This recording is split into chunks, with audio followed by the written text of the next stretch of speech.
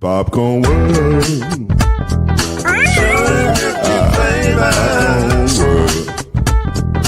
Popcorn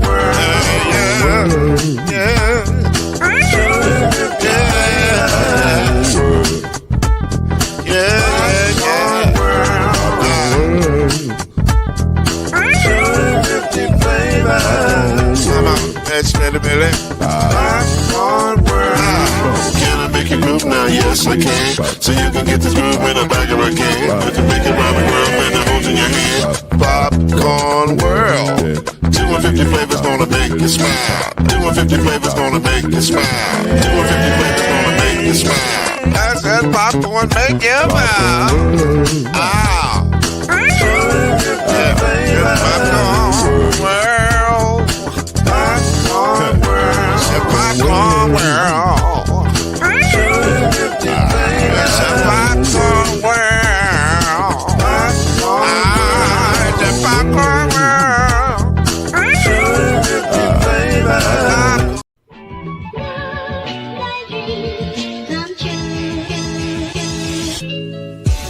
Now it's time for Believe in the ACC with our starting lineup.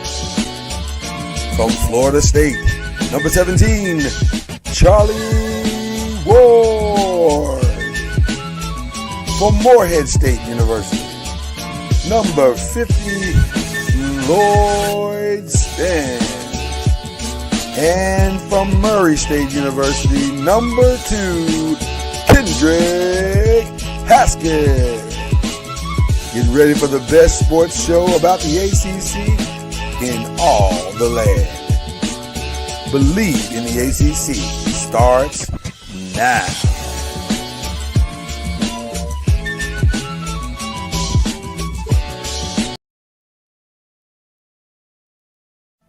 Scoop, and y'all, we got it. Scoop, and y'all, we got it. Scoop, and y'all, we got it. Scoop, and y'all, we got it.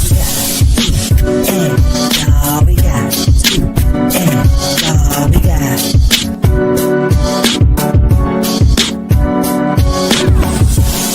That's how we go. This is how it games, the press and roll. That's how we go. This is how it games, the press and roll. That's how we go. This is how it games, the press and roll. That's how we go. This is how it games, the press and roll. And now, get ready for Kendrick Haskins and Lloyd Spence, the press and the pros. Let's go.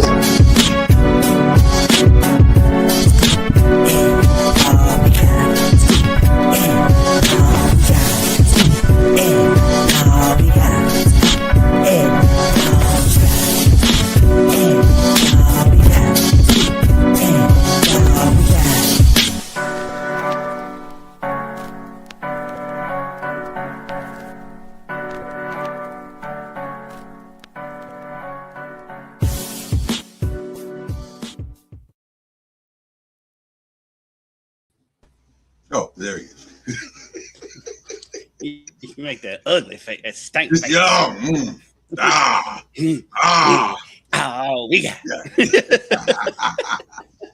That's when it's really good. You know what's funny about black people? We make that face whether we're listening to hip hop, R&B, or church. We be making that face in front of the Lord. That girl can sing.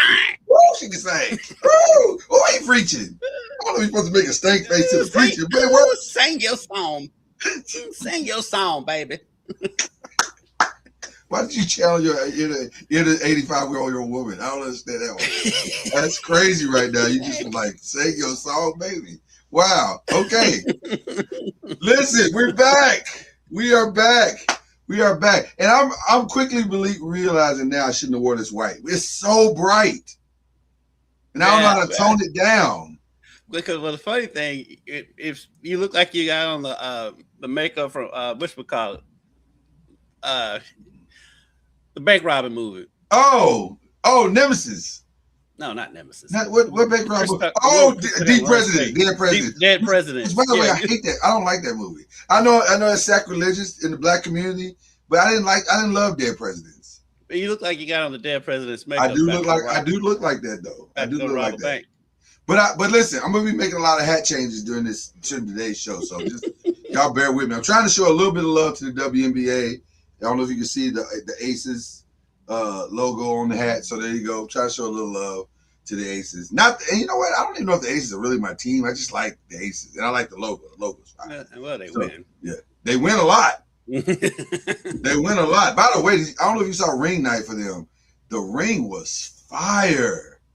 I saw a celebration, but I don't think I saw the actual. Oh, so the ring looked like a regular ring at first. It had the 2 or 3 titles, however they won on it. But then you could take it off, and it went to looked like a little wedding ring, and it still had the 3 diamonds in it. I said, "Oh, that's nice. That's nice." Yeah, so you can actually wear it. Right, and that was his point. He said, "I know it's a little gaudy sometimes when you're trying to wear it, but if you just want to wear it out, you can take this part out." It was like, the whole ring. But that was anyway. I don't know how we started on that, but that's what you do on a mashup show. You talk about everything. That's what we do around here anyway. That's how we do it out here. Listen, this show is good. I don't know what other podcasts do. We be having a good time here. If you join us, you'll have a good time. I promise Right. you. All right. Not a lot of BLEAV noise right now, but we got some. And the biggest and loudest is that the draft declaration is over. It ended 2 days ago. And if you was going to stay in the draft, you left your name in the draft. But on May 27th, if you wasn't going to stay in the draft, you was going to need to pull your name out the draft. And a few people pulled their name out the draft. One in particular, here it goes. Here we go. Here's the challenge. Milan Nikolic. I don't think that's how you pronounce it. I don't know. I have to look at I think it's Milichovic. I think it's Milichovic, but I haven't taken the time. I mean, around looking at Twitter around here, you may as well just say Larry Bird.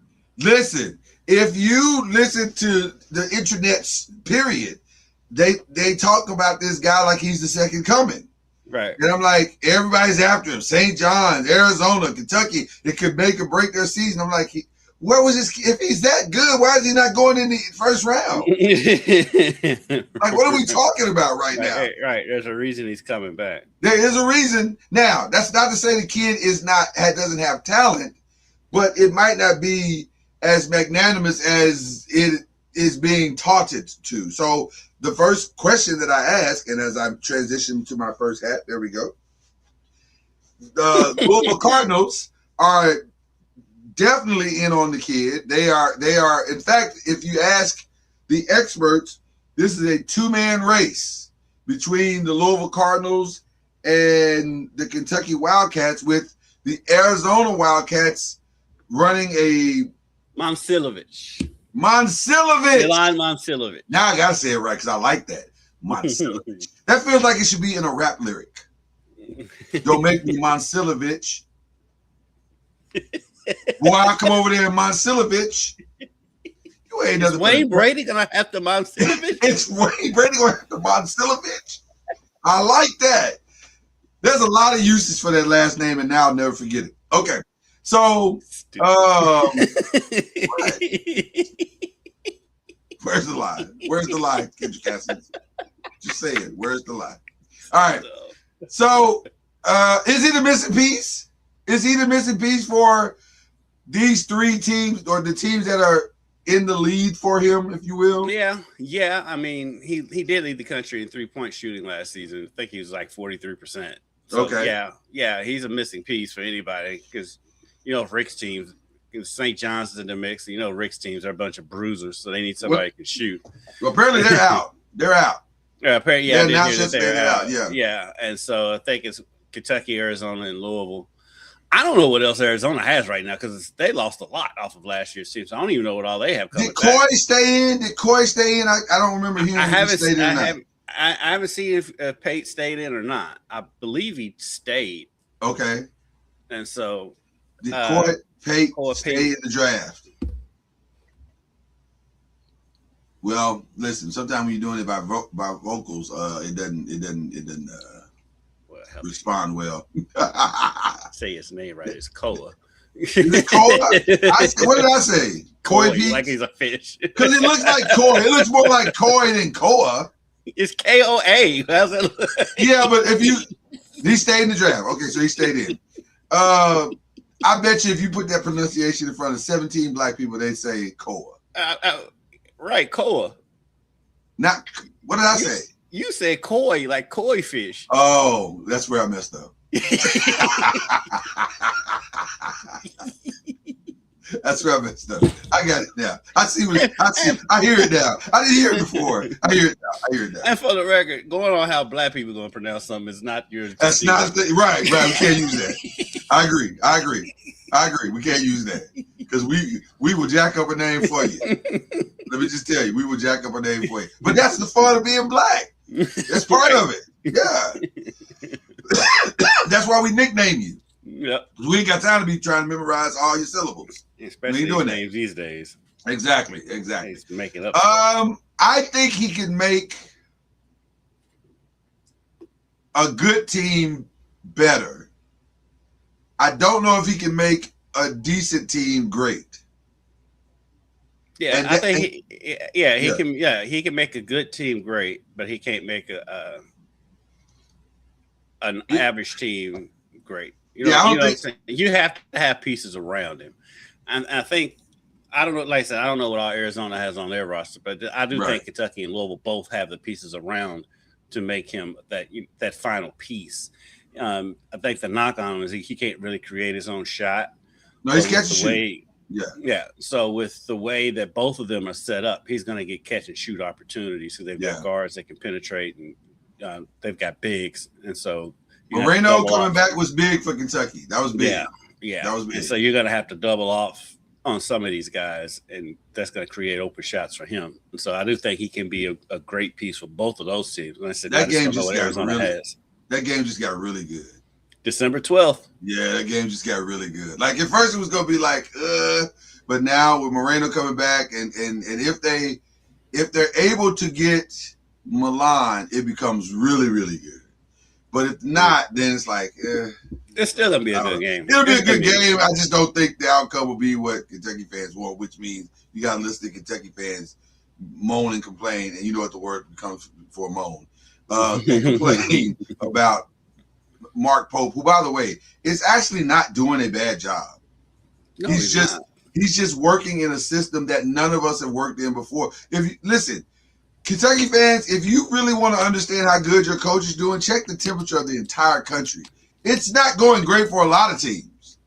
Oh. And the main reason is they don't have the money. They just don't have – teams don't have money to go pay players for this thing, which brings us to this other part I want to talk about.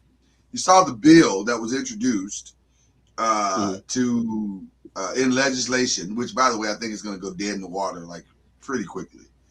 But it's not awful. Mm-hmm. When you read it, it's not awful. It's 5 years of eligibility. I'm just giving you the bullet points. It's 5 years of eligibility.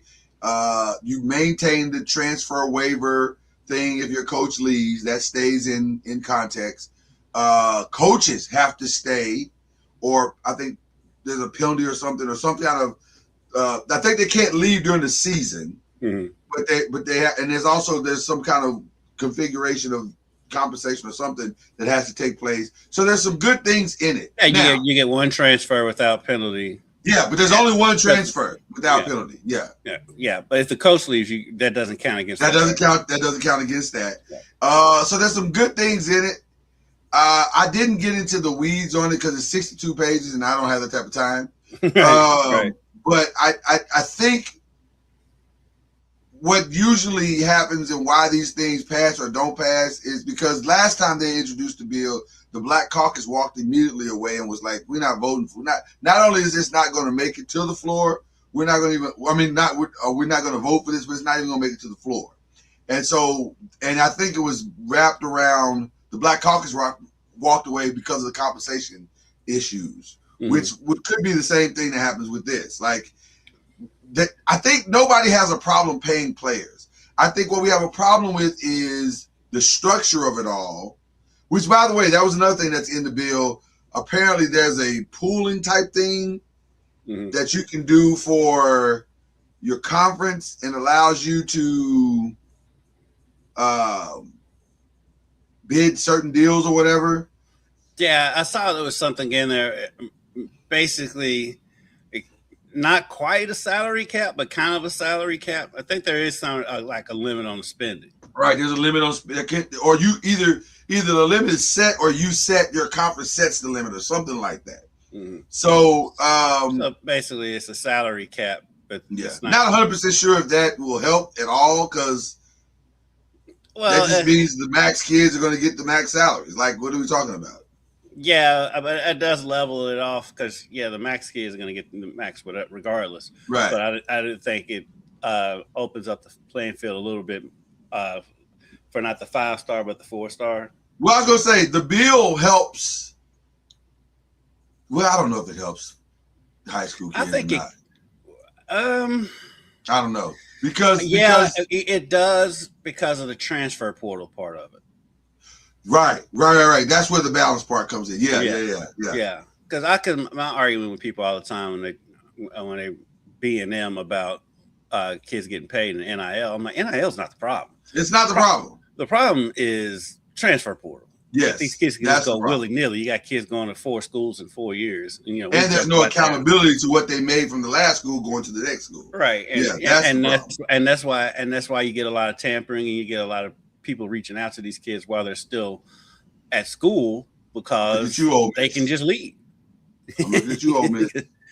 Because they can just up and leave. And so, that's the transfer portal has been the biggest problem. It's not the NIL. The NIL is what it is. These schools are going to figure out how to pay. They've been paying them for years. I don't know why people right. This is nothing. This is not actually a new we just system. know how much they're getting. Right. It's not actually a new system. It's just a legal one. That's what it is. Yeah. It's not new at all. By the way, you saw that the NCAA picked up the Clemson Ole Miss case, and they're investigating it as we speak. What, tampering? Mm-hmm. With the offensive lineman or defensive. I don't know if it's offensive lineman or defense. I don't even remember what it was, but they're looking at dabble on the right side of something. I know, it's crazy, right? It's crazy. It's madness. And a little bit ironic. A little bit ironic, like, really, you're so. And the funny thing is like his stance comes from a good place. It's just dated. I'm like, bro, you gotta give it the times. And I think if he struggles this season, this could be it. The thing is, I don't think he's gonna struggle this season. I think they're gonna be decent. We'll see. You said that the last 3 seasons. You're right. You realize that, right? And they've been decent. They just haven't been good. Right. Well, if they're going to be what they've been the last 3 seasons, he's going to get fired. That's what I'm saying. They're sick of decent at Clemson. They're sick of that. I don't trust them. I don't think they will fire him. I think they will. To fire. It's hard because I think about that around here. It's hard to fire a coach who basically built the program. Now, granted, Clemson has a long history before him, but their history to where recruits going to know Clemson is him. It's hard to fire them. It's hard to fire them until you realize that you're being outpaced, and that's when it's not that hard. It's like with Bobby Bowden. Like, it wasn't. That's Bobby Bowden. You don't fire Bobby Bowden until look how long it took him, though. Well, look, listen. Let's be clear. It's taken them a long time at Clemson. Like, they're not rushing to fire him, but they are looking at the landscape, going, "Hey, man, we're not even relevant. Like, we're not even." And he doesn't. And here's the reason. Now, let me also say this: he could stop the firing. He could stop it. It's not hard. All he have to say is, "Fine, I'll go into the transfer portal," and all of it would go away. All of that would go away. I think he did a little bit this season, though. He got 2 players. Yeah, he got like 1 or 2 players. But I'm saying, dude, you're gonna have to embrace it. You're going to have to. There's no, as long as the transfer portal exists, you're going to have to embrace this because otherwise you're not going to win with 5 stars anymore. That is just purely 5 stars and 4 stars. No, not going to happen. I think because it feels like, and I could be wrong. You correct me if I am wrong. It feels like the ACC has kind of done Clemson effect because when has Clemson played Miami? When have they played Miami? Yeah. I'm trying to remember. I'm looking it up. I don't remember the last time they played each other. I don't think they've played Miami. Which, by the way, is probably by design. Probably by design. It's helping Clemson because Miami, like Louisville, is built on transfer portal kids. Yes. And they're basically the toast of the ACC right now. And it's a loss waiting to happen right now because they're in the game. Miami is in the game. Yeah. Just like Louisville is in the game. I'm going through the schedule right now. Let's go back to start at 2020. Why did I say 2020? 2020. Maybe that's what it was in my heart. Okay, so they played them in 2020 in the COVID year. Mm-hmm. In 2021, no. In 2022, and that's where the transfer portal went into place, right? 2022 or 2021? Somewhere in there. It made somewhere in there. They did play them in 2022. COVID throws off everybody's timelines. Yeah, they did play them in 2022. 2023, they played them in 2023 and lost. 2024. But they do play this year at Clemson. They didn't play in 2024. So is it every other year maybe? Did they play last year? No, they haven't played the last 2 years. Right. But they do play. This year they'll play at Clemson. Okay. October 3rd. And so so it hasn't really been. They haven't really been smacked in the face per se with it. Right. Because they haven't really faced the teams that are really prospering from the transfer portal. Right. And they played Louisville and Louisville beat them at Clemson. Yeah. And let me say this. Last year. That's going to happen a lot. By the way, let's be real about also this schedule. They got LSU coming out the gate. They got Miami. This actually sets up pretty good for them to have a pretty decent season. Well, Clemson's still, like I said, Clemson's still going to be good. Don't get it twisted. Well, they're still going to be in the top 3 or 4. That's not what you said. You didn't say good. You said decent. Well, I upgraded to good. How about that? Okay, listen, a lot of confidence in you. I'm going to stick with decent. But the schedule is going to allow them to be good. See, that's all I'm saying. Well, but we're not saying the same thing. It just sounds like we are. I'm saying they will be. Their schedule and their record will be good, but they won't be. But the team will be decent. I don't think this is a team that's going to be dominant. I think they're just going to be whatever they are. Yeah. Which is what they've been the past 4 or 5 seasons. Like, they're not dominant. They're just, their schedule, they win games, and then when they play somebody of substance, they get beat. I think that the way their schedule is set up this year, though, I'm trying to pull it up. The ACC site can be a little bit frustrating. Oh, I don't ever go, unless I'm working strictly for something specific on the ACC site, I never go to that site.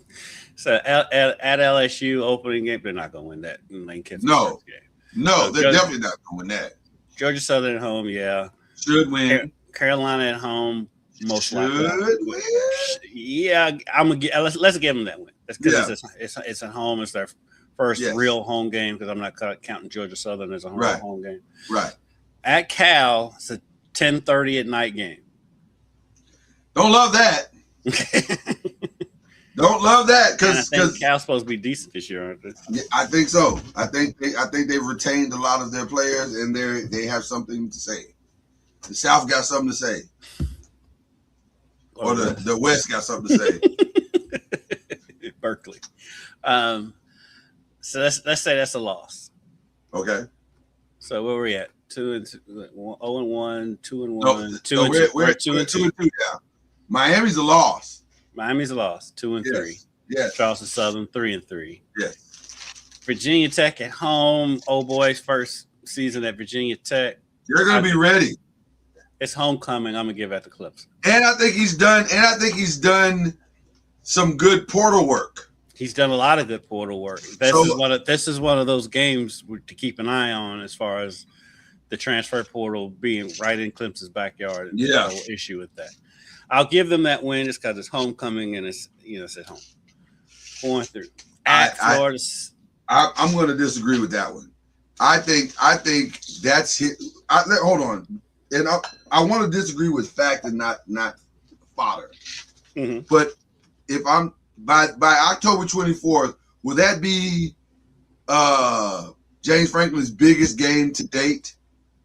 I have to look at Virginia Tech's schedule. That's where I'm headed right now.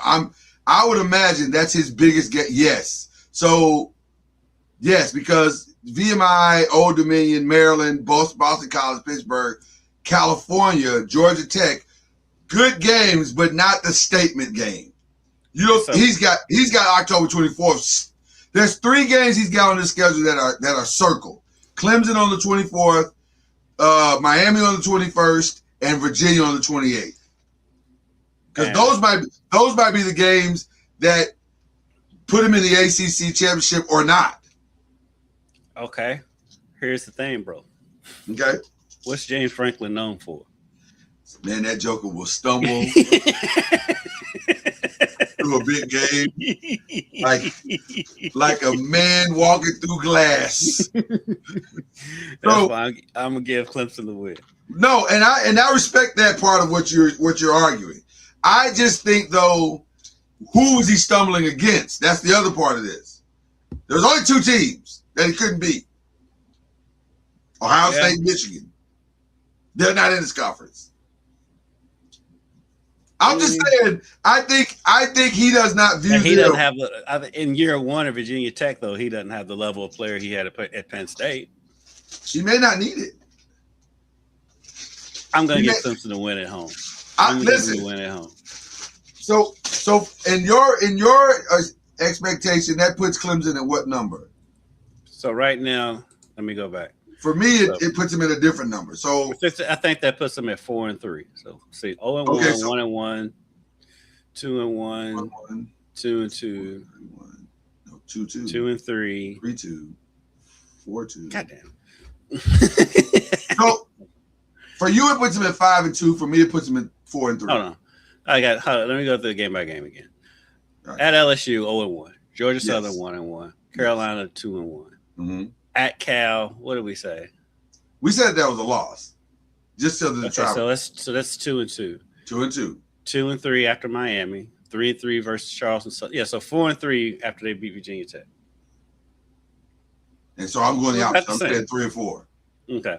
All right. So then at Florida State, they'll win that. Yeah, 5-3 because Florida State. They'll win that. Florida State's not. Games. Yeah. So I got 5-3. You're at 4-4.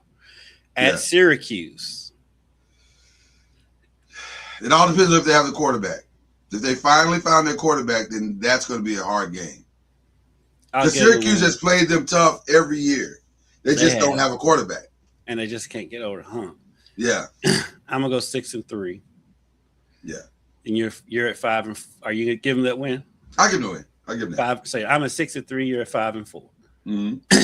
Home for Georgia Tech. This is a new Georgia Tech team now without the quarterback. Yeah, they're going to lose. They're going to win that game. So I'm at Georgia Tech is 3 years away from being good again. Right. That's usually how it works. Every 2 to 3 years. You're so right. Yeah. You're so correct. And then they'll have a year where they're absolute trash. Right. It'll be awful. You'll be like, God, this is a terrible team. And then in 2 years, you'll be like, right, they can win the national championship. Until they play somebody. Right. So I'm 7-3. You're 6-4. Yeah. At Duke. Yeah. I'm gonna give them that. So 8-3 and 7-4. Which is what they've been. And in South Carolina at home, you talk about toss them up. I have no idea. Yeah, I don't know either. That one I don't know. I don't know. South Carolina, because South Carolina was supposed to be good last year. And it fell apart. The bottom they fell apart. Yeah. But then they still had games where they looked like the South Carolina we expected. Did their quarterback come back? I think he did. I think he did. Yeah, I don't know. I have not started any college football prep at all. So I haven't either. So I'm gonna give South Carolina that game. So they're 8-4. I got them at 8-4, and which is what they've been. That's what I'm saying. Yeah. And which is why I think it's gonna. If they go 8-4 again, but hold on. I can see them getting fired. They're 8-4, so I know 2 of their losses are non-conference. For me, right? They're losing the SEC. And so that gives them 2 losses in conference, would put them right in direct line to be in the ACC championship game again. Possibly, but there's some. But I haven't looked at all. Well, but I haven't looked at all the schedules though. Yeah, but with 2 losses, you got to think that they're going to be right in the mix for the ACC championship game, regardless. But that's not why they hired Dabo to win ACC championship. Well, they hired him to win. But to put himself in a national picture. He's in the. But if he messes around and wins the ACC championship with 2 losses, it's not out of the question. So you're saying Dabo wins the ACC and goes out in the first round. He's good, which is what he's done the last whatever. He's good. I think he's good. I really do. I disagree. I think it takes them now. If they're not in the ACC, say if they finish with the record that you said, which I think you had them at 7-5, right? Because I had them at 8-4. Right. Am I still on? Yeah, you're still on. Yeah, I got you. My computer screen went black. So I don't know what happened. No, you good. So if they're 7-5, and then I think you have a conversation. But it's the same conversation. That's the point I'm making. It's the same conversation. Hey, man, we keep getting to the same exact record because you won't get the few players that we need to get us over the hump. That's what the conversation is going to be. And guess what? He's going to say, well, I just feel like Dabo, we are at a crossroads, sir, because we can't keep being mediocre. And normally I would agree with you with just about any other situation. But with it being Dabo, with him having 2 national championships under his belt, yes, it's gonna be a hard conversation to have. I agree with you that the conversation needs to be had. Yeah, I'm saying that I totally agree with you there. I'm just thinking about on the other side of it, for the program, like this is the program that Dabo built. He built this. And so I can see why it's hard to get off of it. I get it. Listen, Bear Bryant built Alabama until he was gone, and then it became Nick Saban's place. Well, right? That's how it works. Eventually, let's be honest. Let's be honest. Let's have an honest conversation about the University of Alabama. Yeah. I love these. I love these because I know where he's going. Go ahead. Say the quiet part or the unspoken part out loud. For 20 years between Bear Bryant and Nick Saban, Alabama was just another school in college football. Acting like they have all of this long-standing tradition of being good year in and year out. No, there's a reason why you got Nick Saban. So let's tone down the rhetoric. What's the quote in Coming to America? He ain't lying. He ain't lying. Mama call him Clay. Mama call him Clay. I'm calling Clay. Mama call him Bear. I'm calling Bear. You're not lying about that. That's so true. But that's I think also a part of the conversation as well. Like, at what point do you look at a legend and say, "Hey, man, listen, you got to adapt. You have to adapt." It's hard, and especially what would probably need to happen. Is what happened. I mean, right here at home at the end of Denny. Yeah, it's hard, man. If Bill Olsen was still there, it was a wrap. Denny wasn't going anywhere. Right. This was when they brought in Tom Jerry. But they knew that, and that's why they said, "Hey, which is the path that." I think we were saying the same thing. It's the path that he's got to hope doesn't happen because. It won't be the guy that, matter of fact, I think the guy that hired him just died. I'm not trying to be morbid, but I think that's what happened. I'm pretty sure I just read that this week, that the AD that hired Dabo was he? But was he still the AD? No, he wasn't AD. But this AD. How long has this AD been there? That's what I was saying. That's what I was going to say. Yeah, this AD ain't gonna fire him either. I don't know if this organization would fire him now. If the AD leaves or the president leaves, well, I think this AD is comes in. Yeah. I think this AD is going to get the heat at Dabo. Like, they won't bring it directly to Dabo. It'll be, hey man, your man ain't winning. Like the boosters will go to the AD and say, your man ain't winning. What's up? And I haven't heard much from the Clemson fan base about it though, because I wonder how hot the seat is with the base though. I would love to. We need to get a Clemson person on here. I would imagine it's not comfortable. I would imagine it's not comfortable. We'll do that because there's a TV station that's owned by us, the same people that own us, that's in South Carolina that does a Clemson podcast. Yeah, I'll reach out to them. I'll try to get them on. I was going to say either that or you can get your Emmy Award winning friend to join us, Katie George. Shout out to Katie George. I'm giving her an early shout out. That was awesome to see her win. I was like, hey, I kind of know her sort of. Yeah, that's awesome. That was awesome. Yeah, okay, well, cool. Listen, I love to know how hot the seat is. I would imagine it's at least warm. Because I would think so. Yeah, fan bases that have won that much are spoiled. And they don't understand not winning. Because I compare it kind of to with Kentucky with Calipari. 100%. It's the 100%. Same thing almost. Except he has one more title.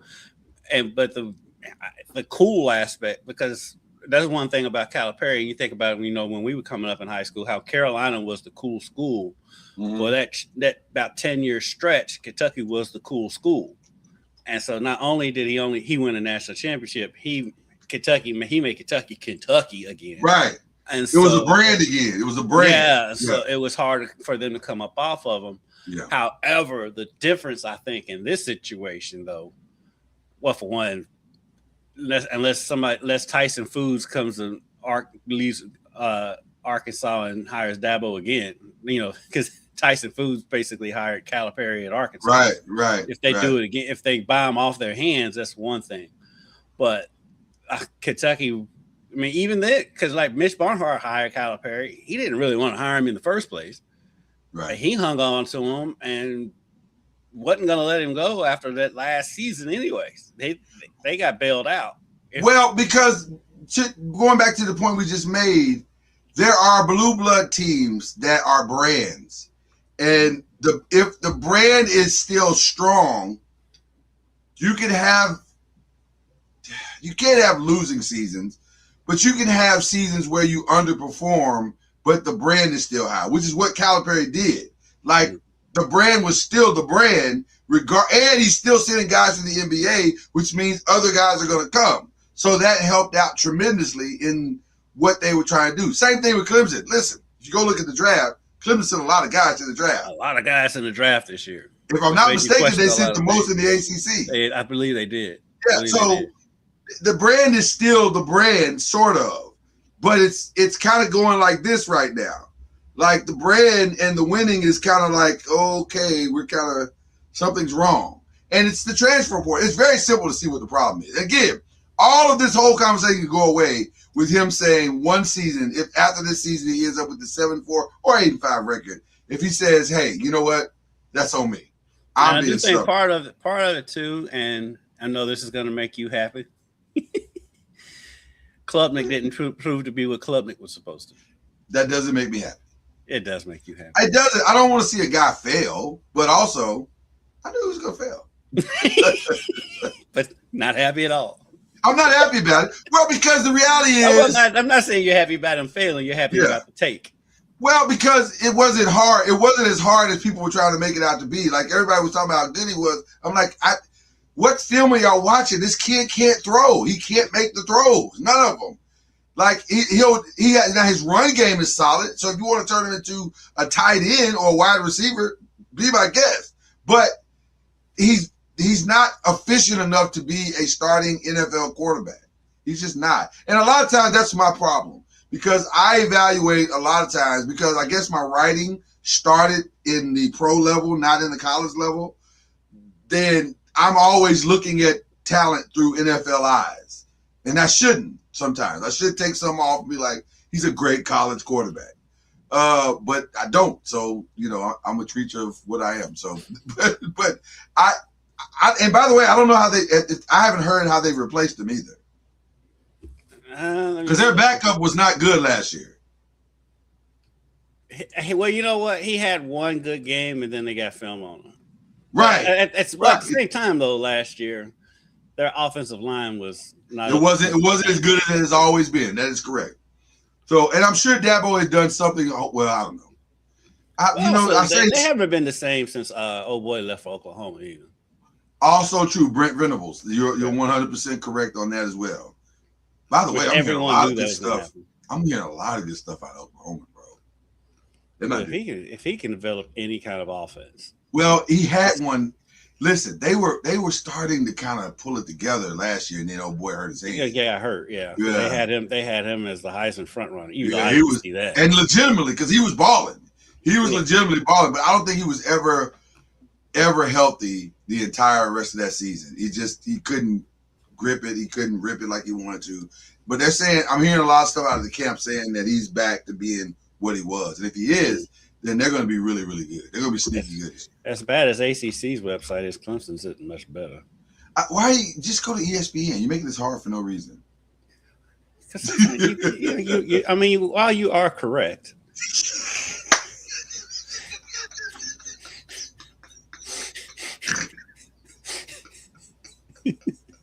You don't have to do it that way. I should have done it that way. You are correct as well. Like, dog, you see me over here struggling, and then you gonna call me out? You're right. You're right. When you said was it Vizina? Was that who came in last year? I think so. It feels like that backup got hurt last year too. He did. But by the time he got hurt, Klubnik was better, and Vizina came in. Yeah. And he wasn't bad. He wasn't awful, but he wasn't like great. He wasn't. Yeah, he didn't snatch the position away.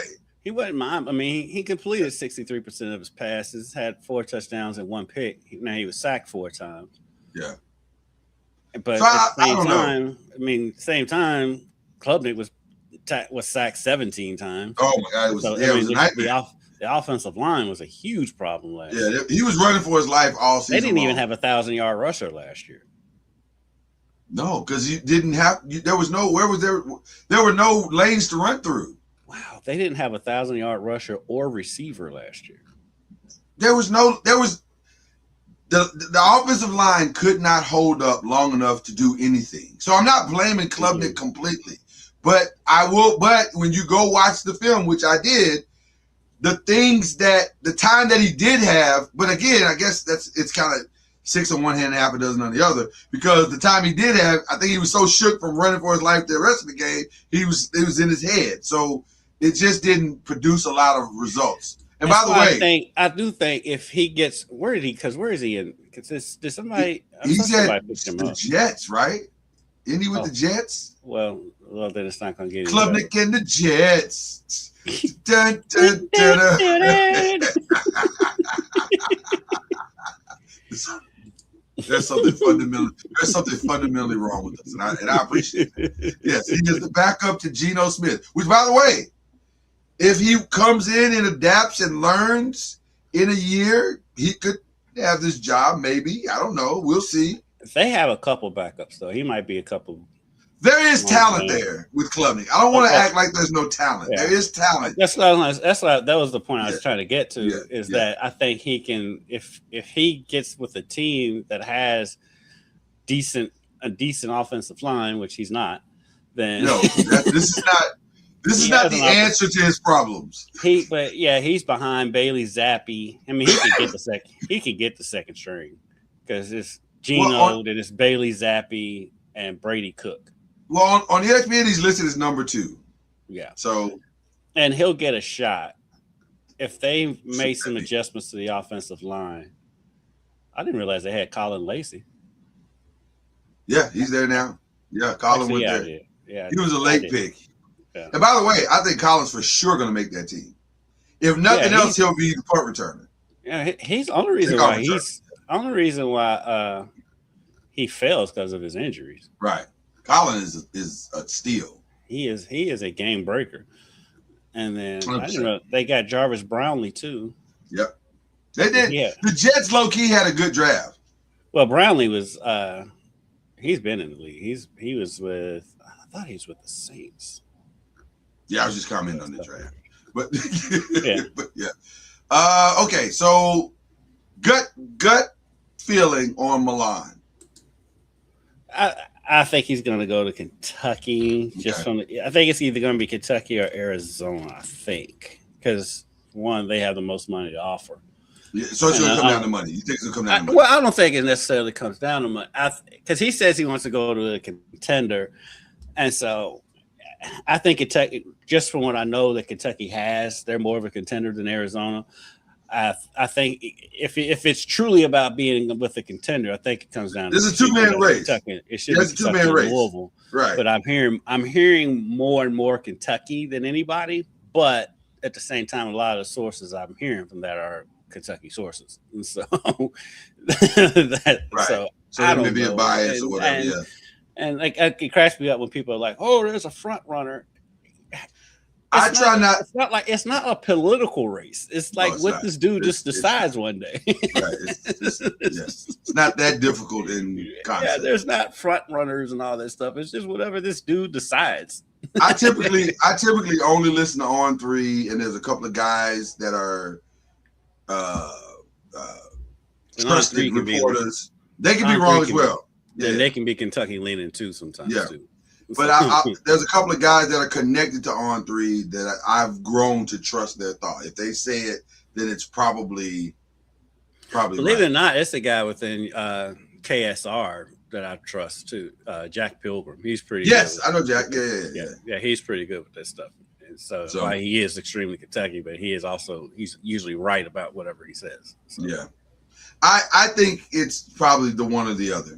I don't think Arizona's for real. I just unless Arizona's probably a money thing because they probably have more money because they have signed as many players. That's what I was gonna say. Yeah. It's the Bronze kid stay there, or did he transfer? Or what did he do? I think he stayed. I think he's still on the roster. I know he redshirted. Yeah. I think he's still on the roster, which he should have. And by the way, kudos to him for not chasing his daddy's NBA dream. Right. Like he understands his journey. He understands where he is. It's okay. Listen, there's no rush for you to go if you're LeBron James' kid to go anywhere and do anything. No. The thing was, though, is I'd always heard that he was supposed to be better than Bronny in the first place. I still believe that, if I'm being honest. Like he's got more size for sure. He's got more size, and there's things that I've watched him do that I think he does better than Bronny right now. But obviously Bronny being in the environment that he has been in has gotten. But let me be very clear. Also, Bronny had a good year. Yeah, he looked a lot better this year than he did last year. Yeah. So now he's starting to look like an NBA player. Now I don't know. I think his dad is going to stay one. I think his dad. People think that we haven't got to the Press and Pros NBA part of this, but I'll go ahead and sneak this out right now. People think that the LeBron decision is solely about where he wants to finish his career. Mm-mm. I think it's about his family, and also how he can continue to set his young man, his son up for success. So and also, it's about Ziri. Yeah. Yes. She's got her friends and all of that, and she's got her life out in LA too, and so. Do you want to make her pick up and move, or are you going to leave them behind to go and play a year? Which, I mean, it's not out of the realm, but I think LeBron. I don't think the family's leaving LA regardless at all. That's what I've been saying from day one. I think that's a game of chicken that him and Rich are trying to play, and I don't think the Lakers. I don't think this administration is going to buy that. I think they're going to come to LeBron once they feel very good about the comprehensive plan that they're trying to put together. Because right now, let's just do this. We're at the Press and Pros now. Fine. We're done. No more ACC talk. I think they're at a place where they're saying, here's our Giannis plan, here's our losing Austin Reeves plan, but here's our ultimate plan. And all three of those have weird strings. right? And some of the strings include LeBron, some of the strings don't. But LeBron will have to decide. I don't think it's going to be as much as we want you back, as much as it will be, here's what we're trying to do. You know where you are. If you want to be a part of this, this is great. We'd love to have you at this price. But we're not going to overpay. And it's no disrespect to you. It's just that if you're as serious about your legacy as you say you are, this is how we're going to get you there. Yeah, we have to structure our salary cap. Because that's been the thing, though, because they were talking about the possibility of him going back to Cleveland and bringing in Giannis on that team, which I'm like, that's not possible. I don't see how that's possible. But they said that he's not giving a hometown discount, and so to Cleveland, right? To which on the surface, it's like, if you want to be a legacy, you should give a discount. Blah blah blah. No, because remember how they treated him when he left the first time? 100%, and that and owe them anything. 100%. I would have gone back. I you know what? As much as I criticize LeBron, I give him credit because there's no way on earth I could have gone back to that organization after the way they treated him. But he wanted to bring his hometown. It was bigger than that for him. It was bigger than that, and he was the bigger man in the situation. But at this point, absolutely not. Y'all gonna pay me my full $50-60 million if I come over there and play. But the problem is that happens. There's no Jared Allen. Probably there's no Evan Mobley, and there's definitely no Giannis. Because they already committed to James Harden, which is crazy. But I'm not mad at James Harden. I would be very clear because James, whoever his agent is, James is due $42 million, and this is probably his last $42 million. So I'm not mad at him at all. I get all 42 of you. I'm getting every dime. I ain't mad at him a bit for that. I'd like for us to win the championship. That'd be great. But also, I'm not leaving $42 million on the table. Right.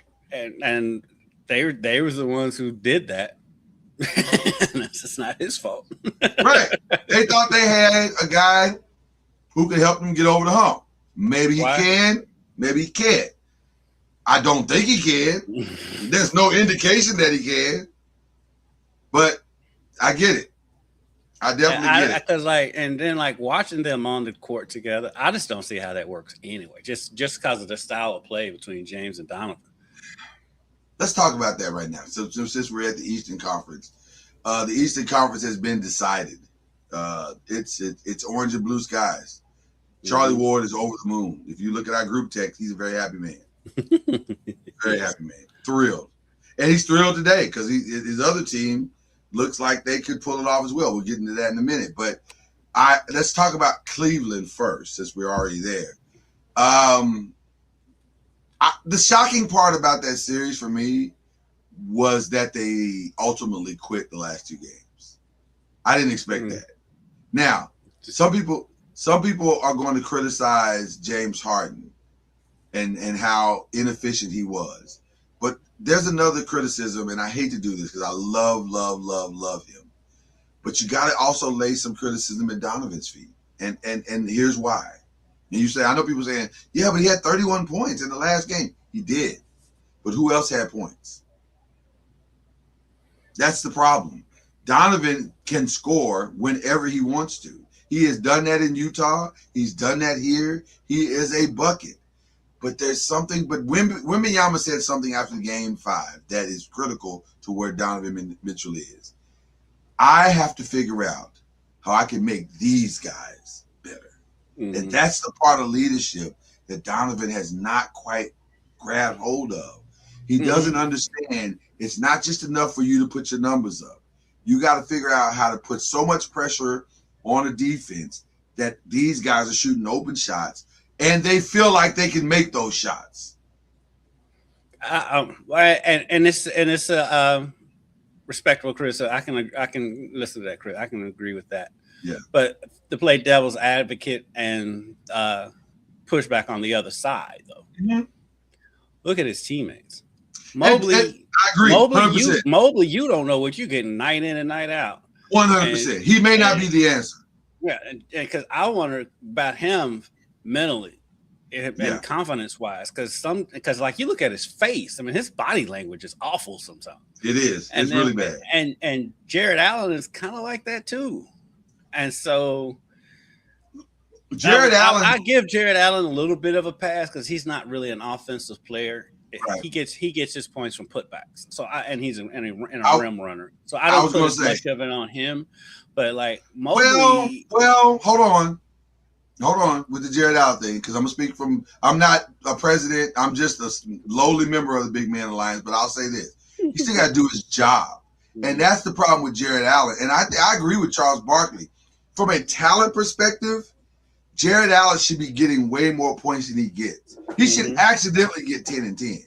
He should accidentally get that just on putbacks, rim runs, and that type of thing. Right. But there should be also another 8 to 10 points that he should be able to get because he's worked on his offensive game. And there's no reason why he shouldn't average 19 and 12. That's all I'm saying. Like, why are you not? And by the way, that would be the difference in winning or losing, because if Evan did his job and Jared did his job and Donovan was efficient, Donovan should not just get 31 points, but he should also have 6 assists. And like I'm saying, that's kind of what my pushback is. Yeah, is that's fair. It's like because sometimes Donovan's like, screw it, I have to score because none of these other clowns are showing up. Because like Mobley is supposed to be the 2. It's supposed to be Donovan 1, Mobley 2, James Harden 3. James Harden 3, right?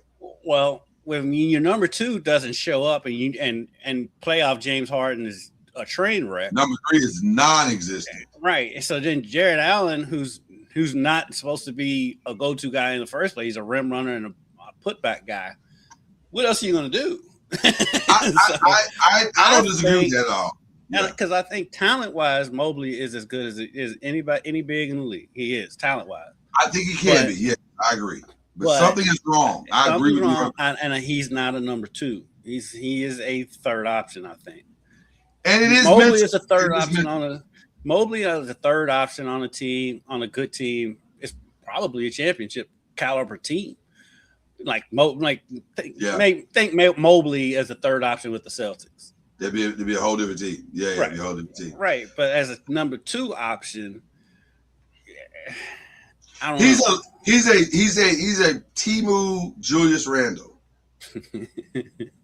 Because Julius is gonna get his buckets. Now he can't defend one quarter, but that's the difference. Mobley may or may not get his buckets. That's my point. but they're equally as talented. They're equally as talented. In fact, I'd argue maybe a little bit more talented. I was just gonna say, I'd argue that, and he can go to his right. And he has more than just a spin move. Yeah. so I think if Cleveland is going to improve, since they're stuck with James Harden, and actually, I think Kevin can become a restricted free agent if he wanted to. I think James should opt out, but like James ain't opting out $42 million. I think Donovan. Let's just play the scenario that Donovan's definitely coming back. You stuck with James Harden. I think the only way to improve this roster is to maybe come up off Mobley. Yeah, either Mobley or Allen. I think you're going to get more for Mobley. So maybe that's the trade that gets them Giannis. But at the end of the day, Giannis has to want to go there. So you go Mobley and who else? Jared Allen. Just trade all the bigs away. Yeah, because you're getting a big. You're getting the best big. You're getting the big that's better than both of them anyway. Yeah. So you can Donovan Giannis is not bad at all. Mm-mm. And even because then Harden's definitely the 3, the third option. Talk about real quick.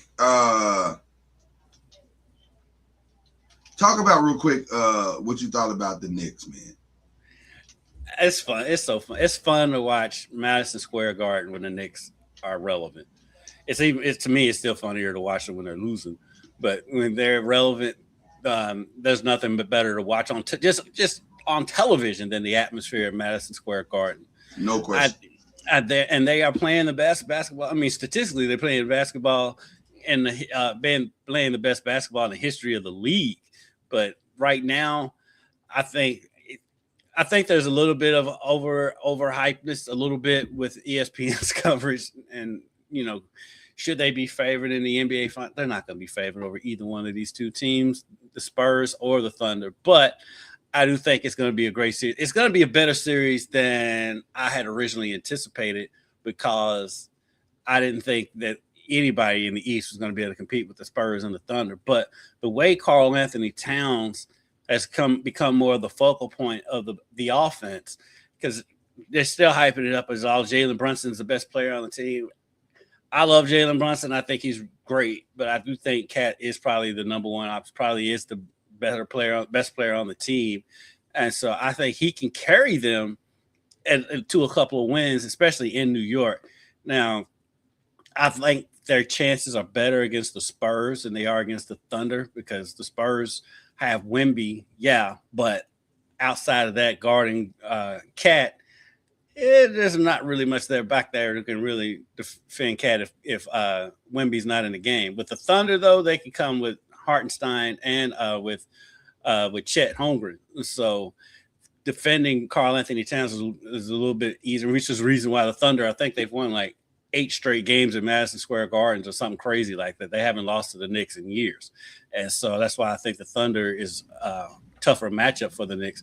But I think the Spurs, Knicks, I think you get a best. I think the Thunder are a little bit too much for the Knicks, but you think the Thunder are? Wow. Especially see Hartenstein coming back to Madison Square Garden, because, like I was saying, I think the Thunder have won like 8 straight games in MSG or something like that. They haven't lost to the Knicks in years. But they haven't played this version, which is they have not played this version of the Knicks. But the reason why I think they can hang with, reason why I think it's a bad matchup for the Knicks, though, and the Thunders and the Spurs are a better matchup, is the Thunder can come at Cat with both Holmgren and with Hartenstein, whereas the Spurs can only come at him with Wemby.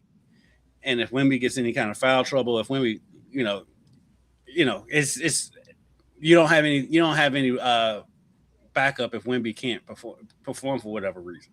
I want to agree with you in wholehearted fashion that the Knicks are not in position to win this thing, except, man, they're playing some of the best basketball we've seen. They really are. All time. And I'm gonna tell you something.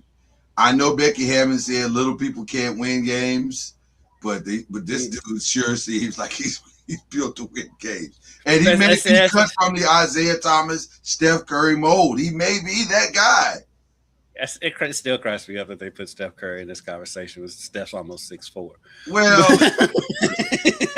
people don't realize how don't big mess Steph up. really is. Don't mess up a good narrative, bro. Like, what are you doing? Like, we need to.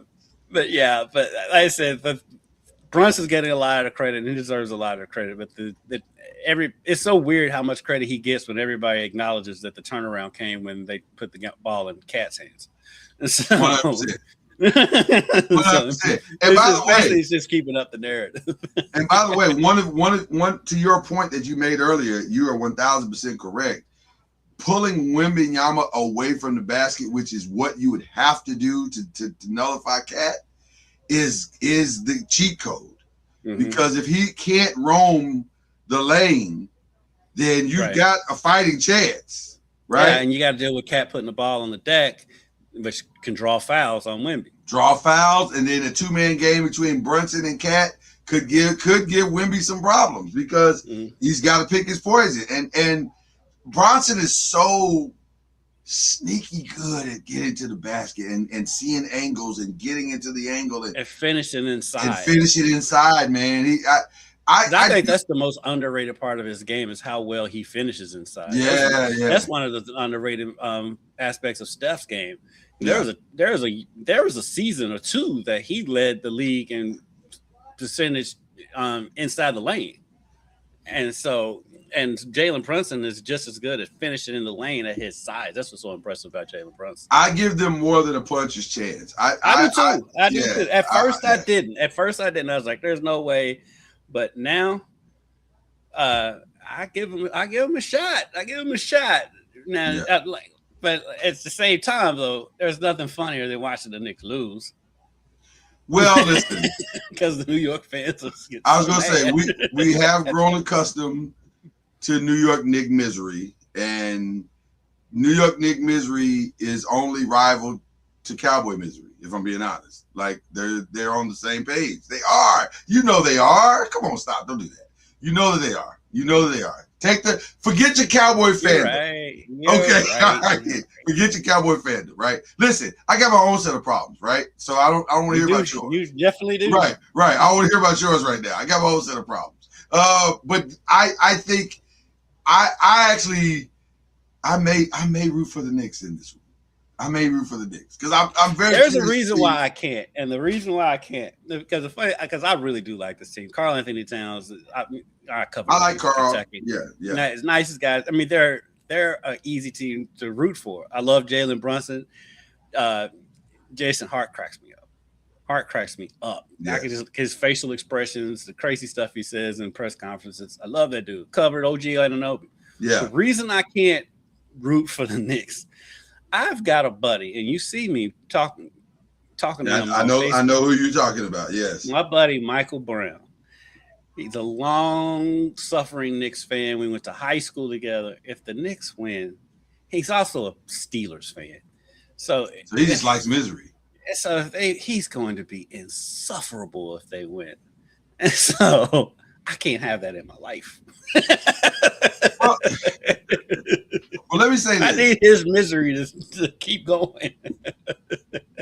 Well, let me say this, and this may help you a little bit. I have a friend who's a long-standing Eagles fan, and right, and I never had to worry about them because they, for years they sucked and they didn't matter. So I was like, I never had to worry about it until I did. Right, but it turned out okay. He wasn't as bad as I thought he would be. So I was like, okay. Mike is going to be insufferable. He will be. No, it's no question. Love him to death. That's my dog. He's going to be insufferable. Now, my buddy Keith Bavaro that used to work at WLKY with me, he's a lifer, New Yorker. He lives in Florida now. He's a life New Yorker. Loves his Knicks. Right. He won't be insufferable. He'll be perfectly fine. I'll be happy for Keith. Right. Mike, on the other hand, no. But I think it's going to be a great series regardless. I think he goes at least 6, if not 7. This news now that Mitchell Robinson had surgery on his broken pinky. Yeah, I saw that. Well, he can't shoot anyway, so it's not going to affect anything. It might affect. It was on right or left hand, that part, because it can affect rebounding. Right. But it's not going to affect his free throw shooting. No. No. That won't matter. That won't matter at all. Some of his free throws come off his hand. I'm like, we might need to duck. Yeah, it's like, dude, I thought Shaq was bad. I see Shaq put some bricks up. Yeah, but like, yeah. Mitchell Robinson right there. He's right there. Coming off the hand. I mean, it's like a shot. Oh boy, that's like jet propulsion. I call this free throw shooting crapshoot because that's what it is. Like, it's crazy that he's the longest tenured Knick. It is, isn't it? It is. He's been there long. He's been there through. Because I think he's in his 6th year. 6th, because he came in with Kevin Knox. So yeah. I think it's 6 years. It's crazy that Kevin Knox is out of the league. Yeah. I don't know. I like the Knicks. I like what they have. I like what they've done.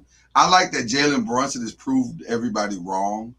Because when they signed him, everyone's like, "You gonna pay that much to this guy? This is all Leon Rose, and this is all Brunson's father, and Worldwide West. They don't know what they're doing, and now they're in the NBA Finals." One person not to question is Worldwide West on anything.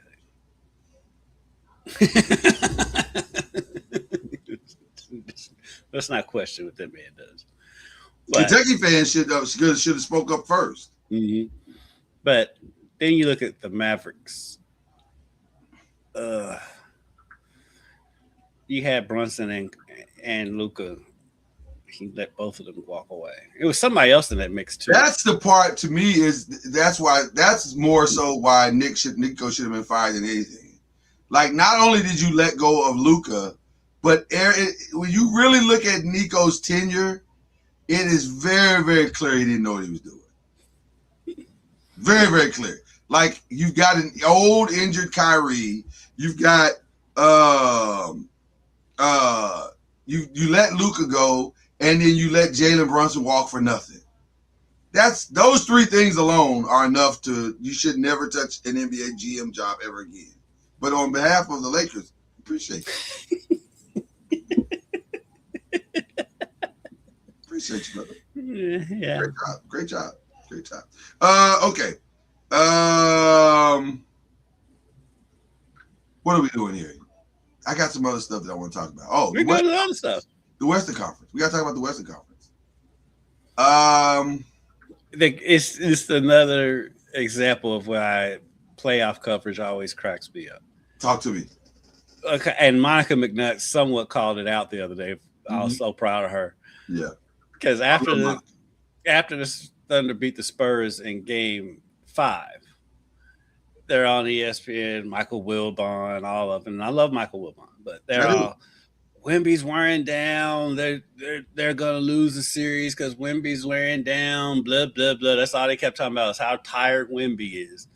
And in my mind, I'm like, hey, they're gonna win Game 6, and you're gonna be talking about how great Wemby is again. And Monica McNutt basically all that out. She's like, I expect the Spurs to win Game 6 because whoever has lost the game before comes out crazy the next game, and that's how this series is gone. This is how it's gonna go. And I'm like, yeah, that's like.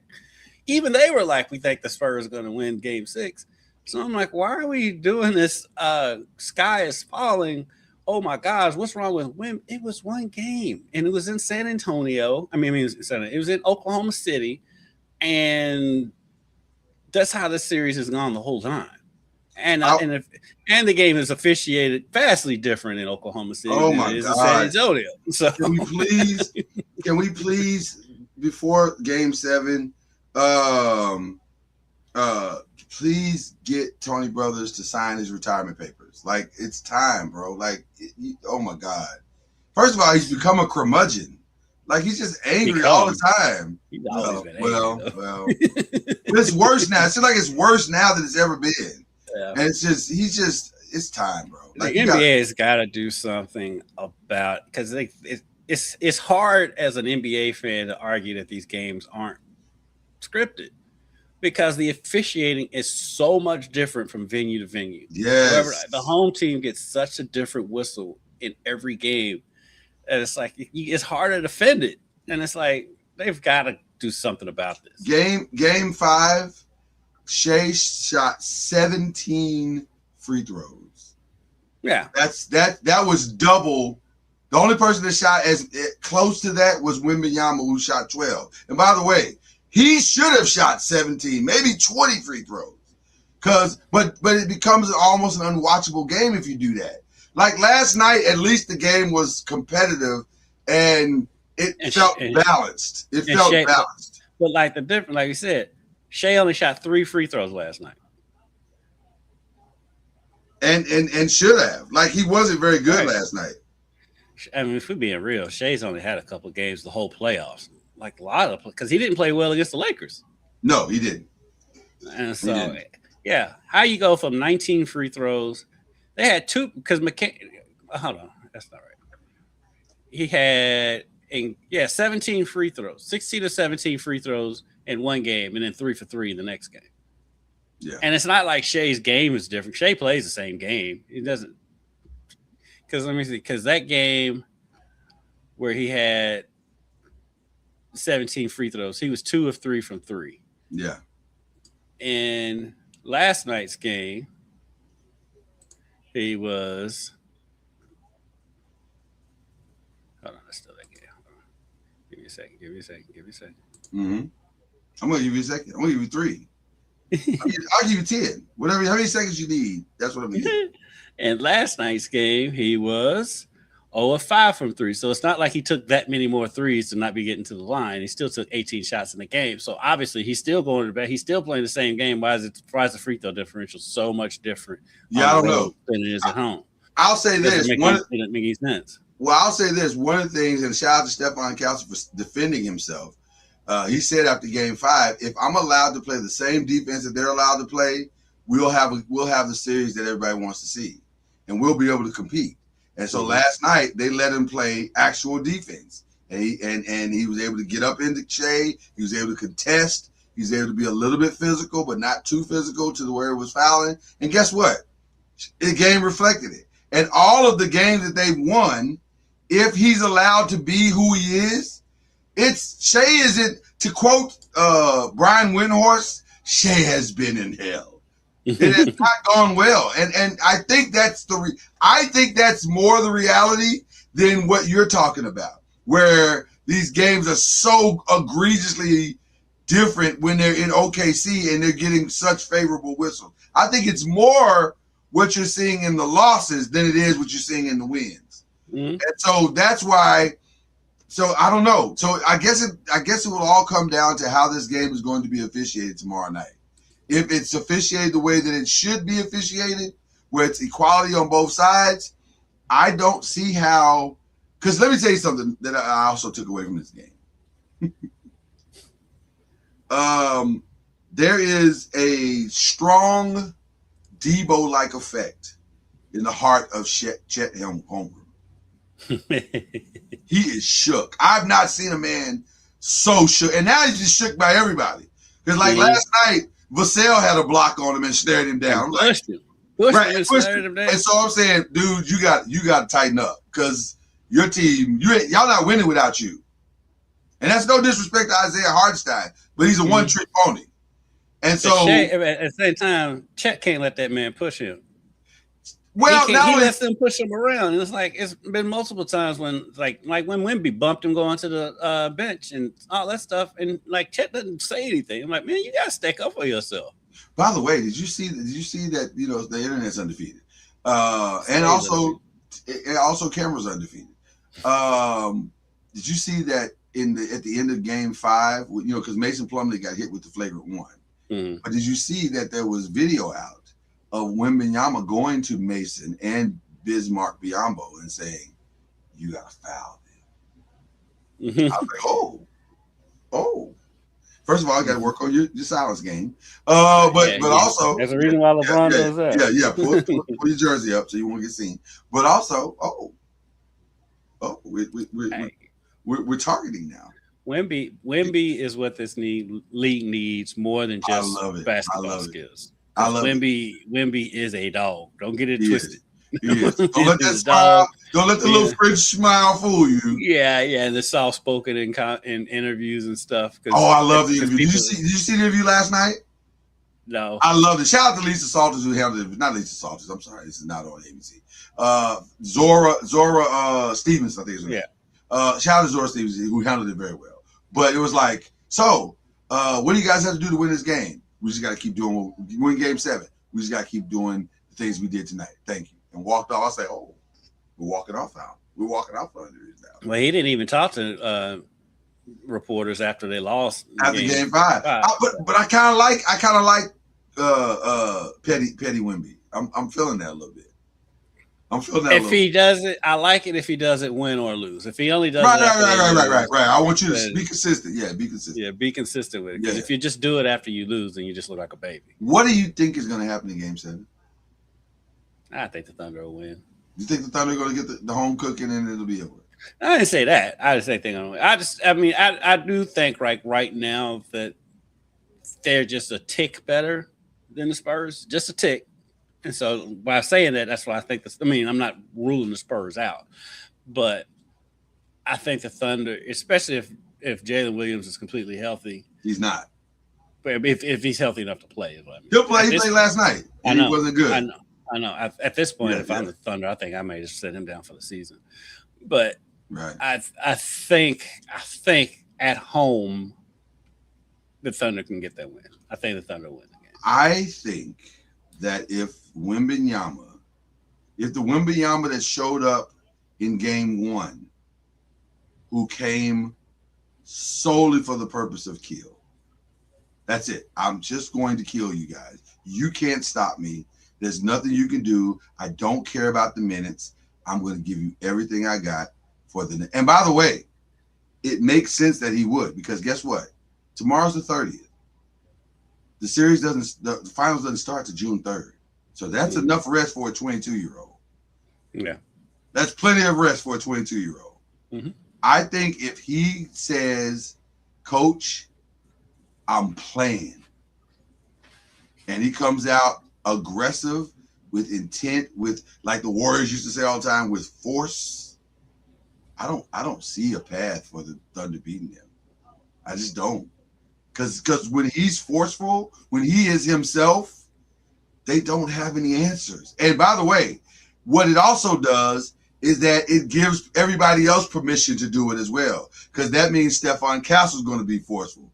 That means Harper, by the way, De'Aaron Fox, I hope you're renting, because I think you're going to be out of a job next year. I feel like Dylan Harper. Oh my God, he's so good. And then guess what? His backup is going to figure it out. Carter Bryant he's got talent. So it's like they got all the pieces, man. And I think if they decide we're not going to let you beat us, Wembanyama says, I'm not going to let you beat me. I don't know, because that Isaiah Hartenstein can't stop that. And Chet Holmgren definitely can't stop that. So it depends on what Wembanyama is allowed to play tomorrow. If it depends. I think it's over. I really think it's over. I think it comes because I think Wemby can come out and do all that. But if Shea is doing what Shea can do, and he is drawing fouls, which he's going to draw fouls, I think I give the edge to the Thunder. But it's a small edge, so I'm not saying that it's impossible. This is definitely a pick 'em.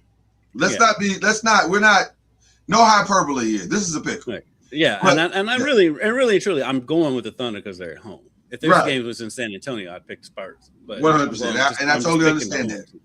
I just think this kid, like you said, has something different. It's just different. And he don't want to play by your rules. He's not interested in your history. He's not interested in your rites of passage. Now, having said that, if they play the Knicks, I think the Knicks will win.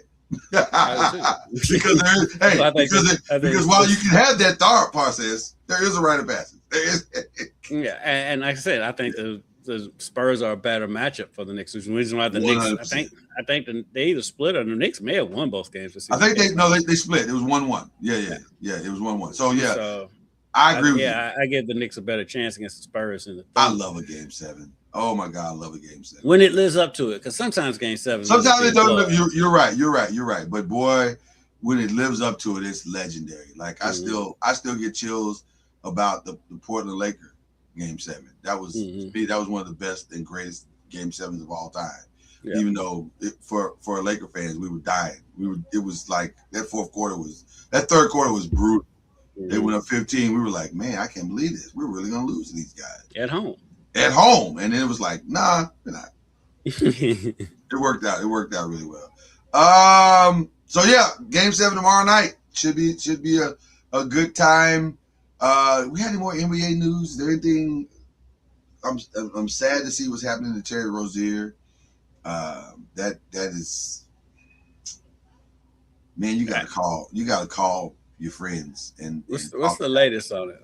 Yeah, he's basically been indicted for bribery.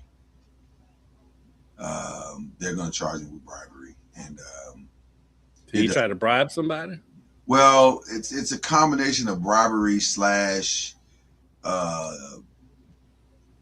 faking. I mean, going out of the games. I mean, it's a weird. I got the charge. It's just It's hard to understand the whole thing because I don't. I'm be honest with you. I don't love talking about it because I love Terry. He's such a good kid.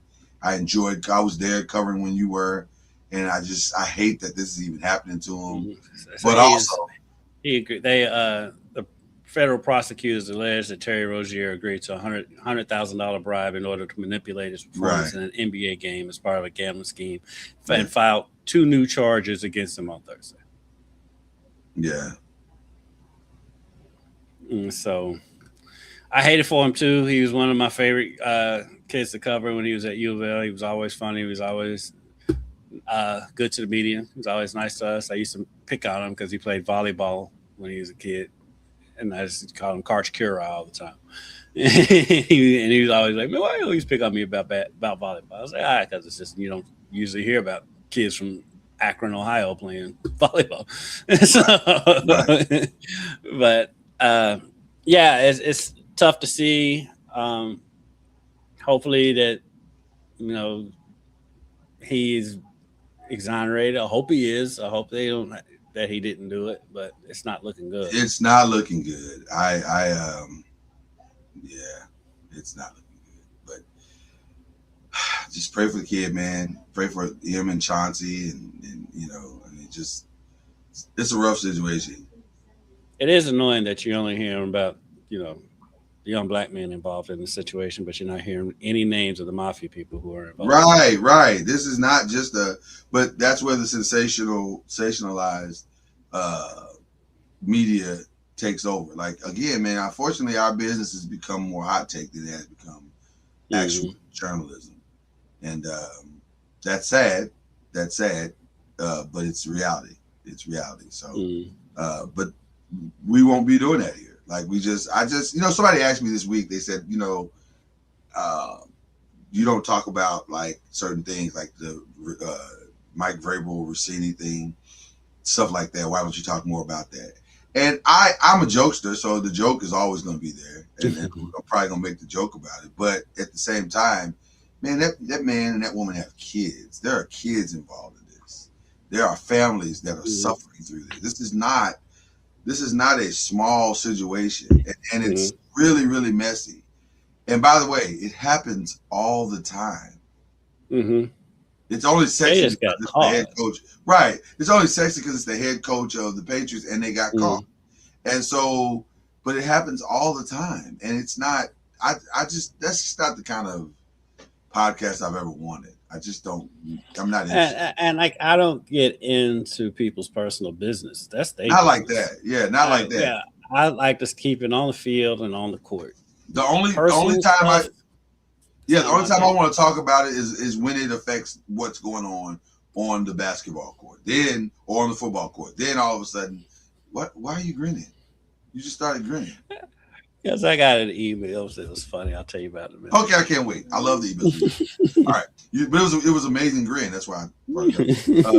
All right. Let's get into some of the rest of the stuff that's going on in Americas. Hey man, I've been hearing a lot of stuff as I prep for the NFL season. As I start the prep for the NFL season, been hearing a lot of stuff coming out of Minnesota. Out of Minnesota, that Kyler's going to win the job?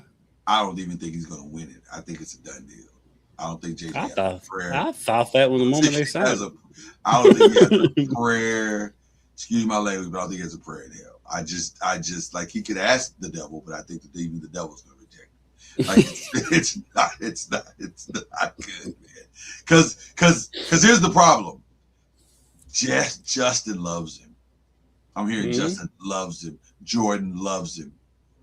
The thing is with Kyler Murray is he's good at throwing the deep ball. So of course Justin loves him. He is. And also there's some other little intangible things that he brings. And I think it appears that he's learned whatever lessons he didn't learn in Arizona, he has learned those for Minnesota. So far. Now it's still early. They hadn't even put pads on yet, but it's going well. And I think, and it was so funny to hear J.J. McCarthy say, well, I mean, it's not awkward. He's sitting on one side of the room, and I'm sitting on the other side of the room, and we're just trying to figure it out. I said, dude, that's the definition of awkward. Like, that's literally what awkward is. The fact that y'all on separate sides of the room. Right, that's literally what awkward is. Like, not even, I get it. It's a competition, and you're in a competition, but it's not really a competition. You're about to lose your job. But some other people are going to lose their job. Or maybe they're going to lose their job. I don't know. For example, do you think Tua is going to take Michael Penix's job? I don't know what the advantage of Tua is, by the way. I tell you who's winning in that situation. The healthcare industry. 100%. The team doctors. 1,000%. The team doctors the trainers are going to eat well.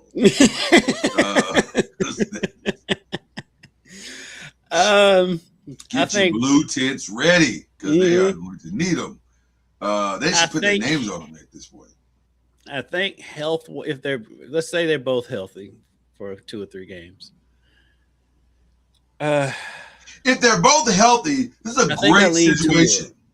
I think I lean Tua if they're both healthy. Everything level playing field between the two of them. I think I lean Tua because when he's been healthy and has had the weapons around him. I mean, this is 2 or 3 years ago when the Dolphins was really rolling. Right. Before he started having all the concussions in that season, but they was really playing really well.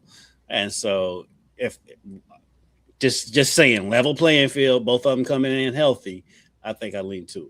If they can both stay healthy, this is actually maybe the greatest scenario for quarterback room that you can have, because you truly have 2 quarterbacks who can play at a pretty high level, and if one of them gets hurt, or inevitably when one of them gets hurt, you will still have you should still have the same quality level of play. So that's a really good situation to be in if you're Atlanta. However, who's the third string? Just saying. It's third also, string. Oh God. As much as it could be great, it could be a total and complete disaster. They're all injured. Want to hear who the third? I would love to hear who the third string is. Oh it's God. A toss-up. Oh God. Between 34 Trevor Siemian, who's older than both of them, and rookie Jack Strand out of Minnesota State Moorhead. That's not good. That's not a good. Trevor Siemian has never really been good, has he? Like, he's just had subpar everything. Trevor Siemian wasn't that good at Northwestern. He wasn't. I don't know how he got in the league other than he's just really smart. I'm sure he's really smart. He'll probably make a great offensive coordinator someday. But he wasn't he has not been a great NFL coach. So NFL player. So he's 34 years old. One, I'm stunned that he's that old. Listen. And stay 2, in there and get those millions as long as you get can. it. And he's got the best job in America, backup quarterback. 1,000%. But the other thing is, what are you all doing when you have 2 very injury-prone quarterbacks and your third string is 34 years old? You're trying to lose at that point. I mean, what else would you be doing except trying to lose? Like, that's not a recipe for success. So, what about Arizona? Quick shout out to my boy Vinny Anthony. He's on that roster. He's on the team? Okay, there you go. What about Arizona? Jacoby, Gardner, and Carson Beck. Carson Beck's got a good chance of winning that. No, he doesn't. Yeah, he does not. Carson Beck's not going to win that job. Not this year. Well, here's the thing. Speaking of people who are oft injured, Jacoby's going to get hurt. and so well to that point, so is Gardner Minshew. So right. He won't win it, but I'm not saying he's not going to win it. He's not going to win it. He's not going to win it, but he's going to play. He's 1,000% going to play. That's going to happen. What about over in here's one that's interesting. The Colts they're not actually cutting so far Anthony Richardson. In fact, he is listed as the number 2. They gave him permission to go seek a trade, but he hasn't sought it, and also he's listed as the number 2. Well, probably nobody wanted to trade for him. Well, right, but they've not cut him either. Because if you cut him, you're not losing a lot of money. It's not like you paid him a lot of money. Yeah, but when you're back, your second option is Riley Leonard. Yeah.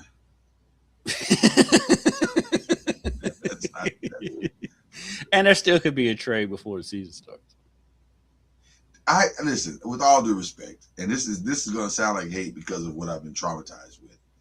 I don't know if you should be cutting Anthony Richardson. I think you got to see if the kid has something left, and because you're saying that you believe 1,000% in Daniel Jones. You believe in that because it started out good last year, but when it was bad, it was really bad.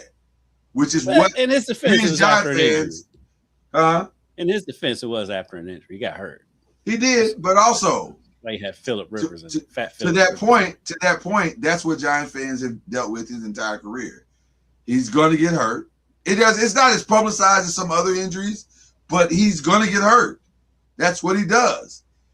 And Daniel Jones is a contestant on Love Island. When you see him walk down the thing in his draws, you like, women go, wow, this guy's amazing. And then he opens his mouth and starts talking. You're like, oh my God, this is who you are. That's Daniel Jones when he plays. It's like it looks physically, he has all the stuff. And he can make some of the throws until he can't. And then it's bad. And it goes off a cliff real fast. I mean, I can't dispute anything you're saying because you're speaking from experience.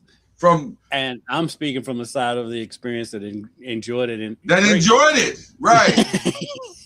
But I'm trying to give him the benefit of the doubt because he did start out so well last year. He was playing well until he got injured. And like I said, I'm with you, though. There's no way I would cut. But the problem with Anthony Richardson is he quit. Well, but aside from that. That's a big part of it. Big picture. What's wrong with him is he doesn't have reps. He didn't play that many games in college. I was surprised that he went so high to begin with. And well, so that's on them. Because he looks the part too. He looks the part too. Yeah. Yeah, and he can throw the ball a mile. Yes, he can. But the only way he's going to get better is with reps, and you can't give him reps when he can't beat out Daniel Jones. And so Daniel Jones is on the field right now, and he's playing or he's throwing, but Anthony Richardson is healthy. So if I'm Anthony Richardson, between now and July, the starting training camp, by the time training camp starts, you need to look like a completely different quarterback. You have to grow up. You got to grow up, kid. And speaking of growing up, there is also one more battle going on, and it's almost unbelievable to have this conversation, but this is real. Deshaun Watson is still in the mix in Cleveland.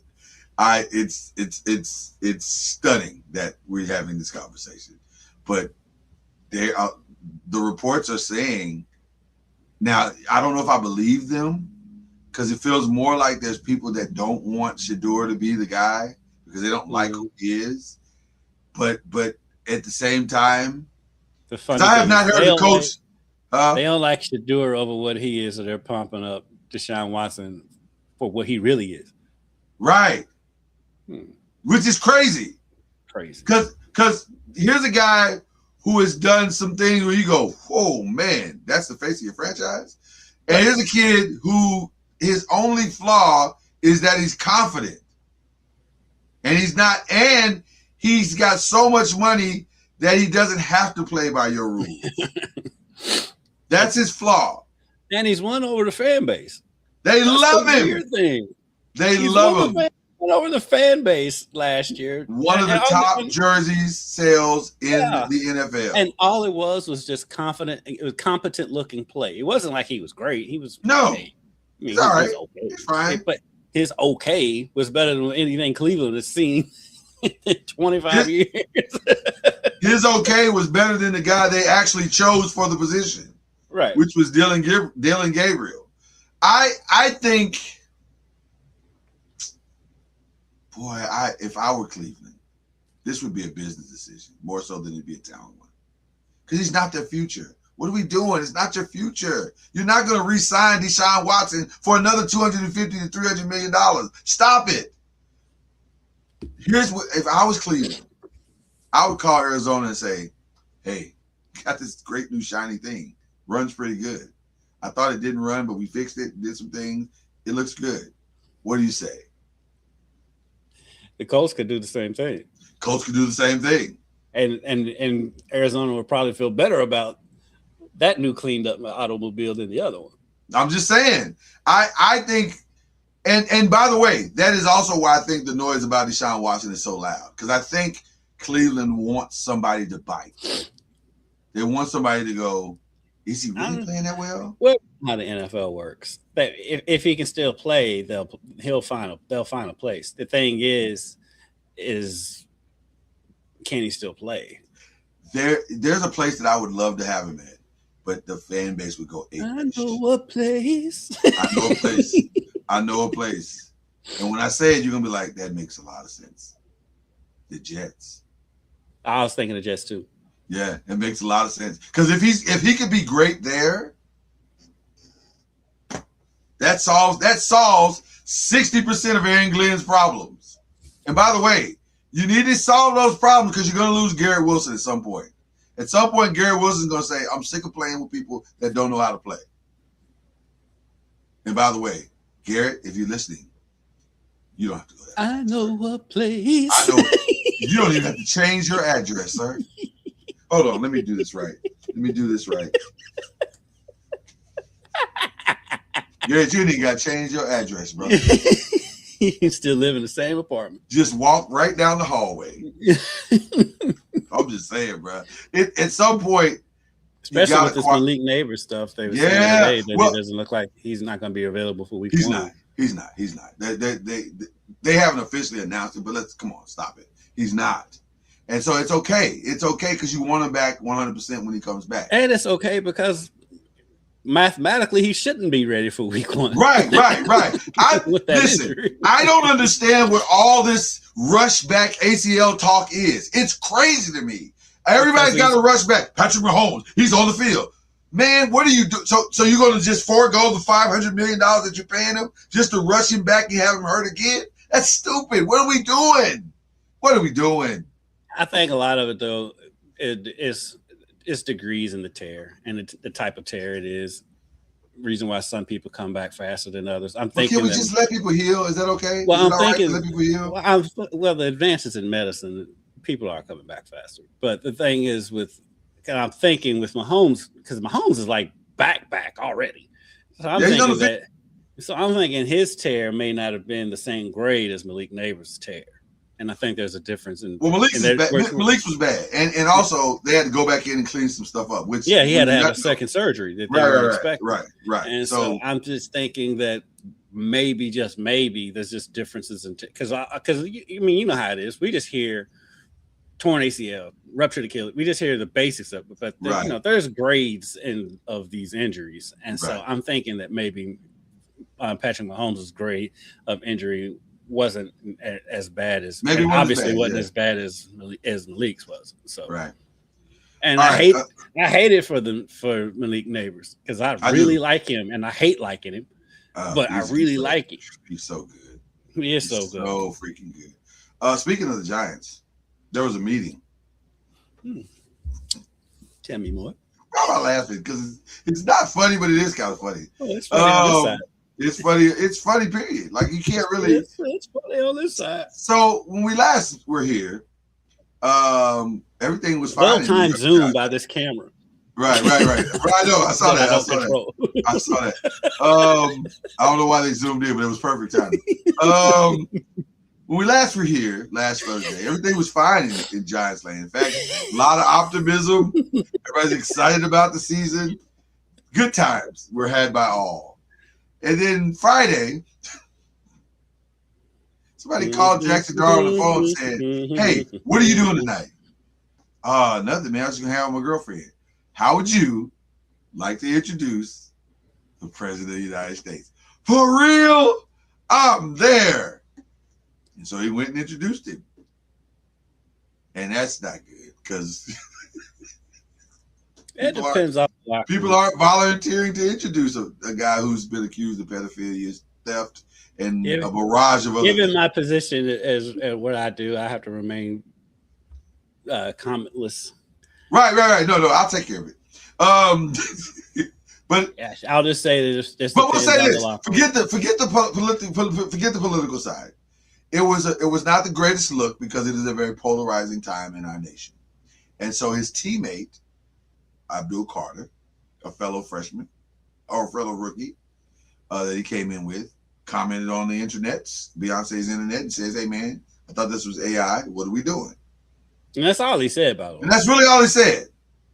Both of them were eviscerated on Elon Musk's X. Mm-hmm. And then somebody reached out to Jermaine Ellamore and said, hey, man, what's going on with your team? And he said, we're fine over here. But they did have a meeting earlier this week. And from what I was told and what I've seen, the veterans of the team spoke out at this meeting. And I'm pretty sure the meeting went something like this. Hey, Jackson. Hey, Abdul. Don't mind what you feel. Don't mind what you believe.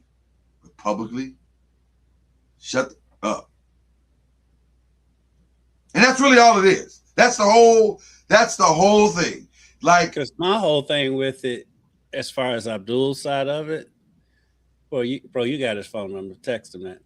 Right. That's the problem, man. And what Abdul did is like what the biggest problem is. One of the bigger problem is right now of this generation. In this generation, it's not even just this generation. It's just the social media. That's true. Period. That's a good point.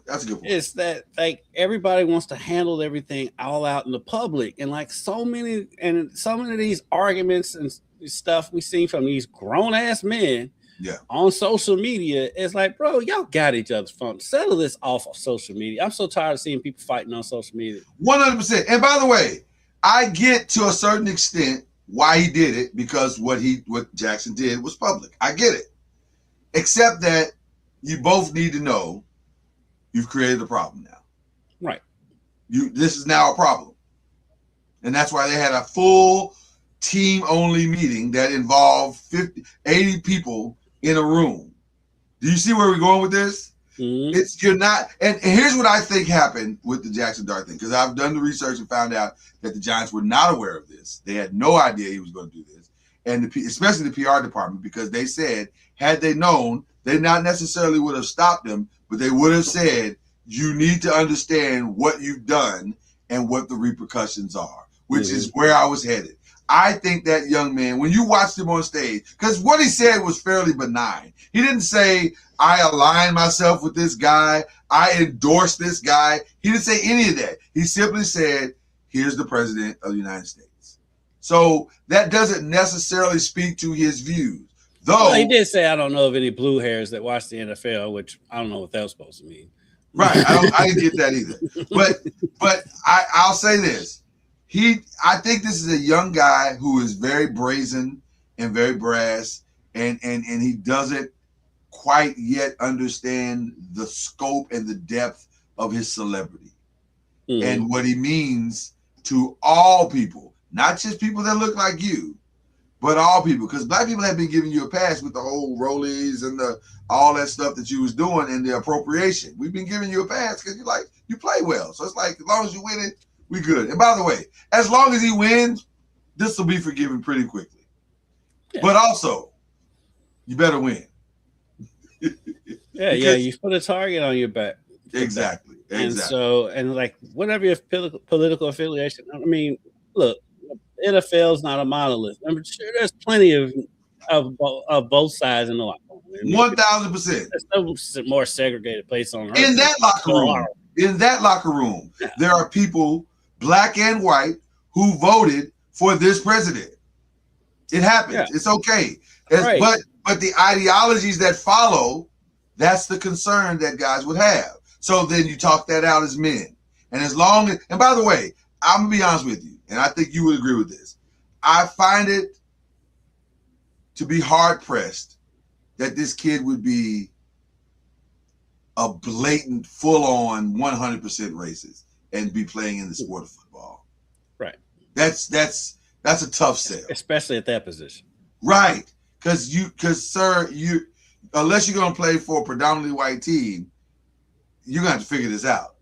Mm-hmm. So I don't. Now, does that mean that's not in his background? No. Does that mean that's not how he was raised? Maybe. No. It just means I think he has probably settled some aspect of that and is functional.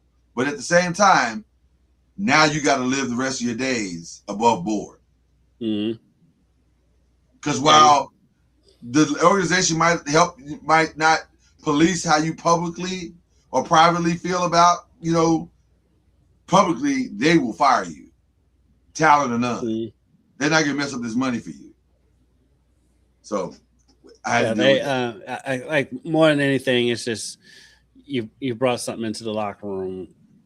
We brought a bunch of questions into the locker room that didn't need to be there. That didn't need to be there. But it goes for both of them because like I said, Abdul could have easily just texted him that. 100%, and should have. Yeah, and absolutely should have. So there's that. Because if he because at the end of the day, if we're being honest, if that's a text and doesn't get out, we're not talking about this. Well, not as much. There would still be concerns about the Jackson Dart presentation, but that could probably be cleared up with a press conference. Mm-hmm. Right? It could be cleared up with a press conference fairly reasonably. It probably won't sway everybody, but at least you would get back to a baseline. And by the way, he still owes the people a press conference. That's going to happen at some point. Because the first time he steps to a microphone, he's going to have to he's going to have to take the microphone at some point. Yeah, a bad reporter is going to say, "Hey, man, remember when that time when you stood up there? What's up with that?" So, yeah, there's that. Couple other stories. I've been seeing a lot about the Caitlin Clark rules, and I'm trying to remember who it was.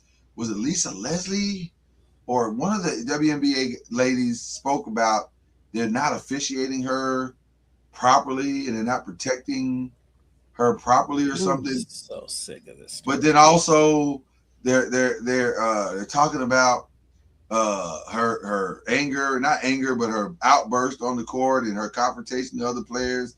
And I personally, I just want to say, all of y'all, for real, y'all need to shut up. This is stupid. It's why stupid. Why are we still here in year 3? She's a fiery chick that says stuff, but there's a lot of them in the WNBA, and right. So let's not because right now she's one of the faces. You're trying to highlight and make it something that is not, or you're feeding into. I don't believe this young lady again. Here we go with racism again. I don't believe this young lady is racist. I think she's probably not been exposed to a lot of whatever, but I don't think she's racist. So let's not make her out to be. She's fiery. She comes back at people and she doesn't back down just because somebody's black or white or whatever. She goes back at whoever. She's not a chump. No, she's not a chump. And she's fine. She's fine. All these people talking about she needs to be, because on the other side, she needs to be protected. No, she don't. She don't want your protection. She just needs to hoop. And I'm like, I'm so sick of this narrative around. Just let the girl play. We don't need think pieces on either side. It is what it is. Right. She's fiery. She makes shots. She talks her junk. She can back it up. I'm so sick of the narrative on both sides. You know what it is though? It's a nation of people who are late to the women's game because they're not used to this. But if you've been watching the women's games, that's the other side. Some of them in the women's game. It's like, man, some of it is, but I think all of it's fueling into the same pool, if you will. It's mucking the same pool up. And I'm sorry, but we've been watching. I still remember Shorty Schimmel getting in Brittany Griner's face in college. So let's move on. Right. Let's. Well, she didn't get her face, but as much as she could. She looked up at her face. So there you go. Yeah. It's a classic picture. Right. It's very classic. Yeah. So I'm just saying, it's much to do about nothing, and I that's why I brought it. That's why I wanted to keep it up. It's all right. Fun story. Interesting story. There's a judge in Atlanta named Judge Eleanor Ross. And they tried to make it a big deal because the right tried to say, well, she was an Obama appointee and look what she's doing. And I'm not interested in that part of the story at all. But I am interested in the part of the story where she was clapping cheeks in her office. So that was real. Yeah, that's real. That happened. I thought that was just some nonsense going around on social media. No, that's a real story. That is an actual story. And there was no real punishment that she got from it. What's would be the punishment? Well, the punishment from a job perspective is no punishment. She probably shouldn't be clapping cheeks in the office. But she was voted into office, right? Yeah, she's voted in office or appointed to the position, and so you probably should be. Yeah, right. You should be clapping cheeks in the office. Although no, you shouldn't. But I'm not tripping on that. The part that's a trip is that she's married, and the person she was slapping cheeks with was not her husband. Oh, there was another person in the video, so I just glanced through it. I didn't see the video. Is there video? Apparently, I mean, I was seeing some video popping through. I don't know about the video. Medias. I don't know about the video. I hadn't seen the video. I just know about the story. And I think the board made her, the review board made her write like to her clerks and apologize because they could hear the clapping outside, which to me is the best part of the story. Because if you can you imagine? Can you imagine sitting on your lunch break? That's the best part of the story to me. Because can you imagine sitting on your lunch break and your boss is hey man, what is, hey man, are you here? Do you hear that? Is she in there with somebody? Like what's going on? Like that's the best part of the story to me. Like, with all due respect, that and I'm praying for your marriage because now you got a whole situation that you're gonna have to deal with, and that's wildly uncomfortable, and I don't wish that on anybody, but also, I got to get these jokes off because come on, man, I can't imagine being a clerk. And according to the story, this was going on for a while. Like this wasn't a one-off. This was like whoever this person was she was with, I think it was like a standing appointment. And so that's wow. That's kind of funny to me. But I just can't imagine sitting outside the office and it's especially that office. Right. Because it's a tight office. It's a tight office. You're like. And then after a while, if they're doing it weekly, you're like, come on, man. I'm trying to eat my sandwich, man. I can't. Just want to eat my Chick-fil-A in peace. Like, I want to eat my ham sandwich in peace. Right. I'm trying to put these Chick-fil-A away and get back to work. And then got to listen to cheeks being clapped. And according to the article, there was cheeks, there was clapping and moaning. How many times have you written a story and you put clapping and moaning in the same article? Right at 0. I just thought that was funny. That's the only reason why I even brought the story up, because that part to me is hilarious. I hate that she cheated on her husband, and I'm praying for their family because that's a lot to have to deal with. But boy, sitting outside the office and you're just like, wow, that's a lot. I can't imagine listening to someone clap cheeks at work. All right. Somebody wrote an article, bro. Not even wrote an article, it was like a post.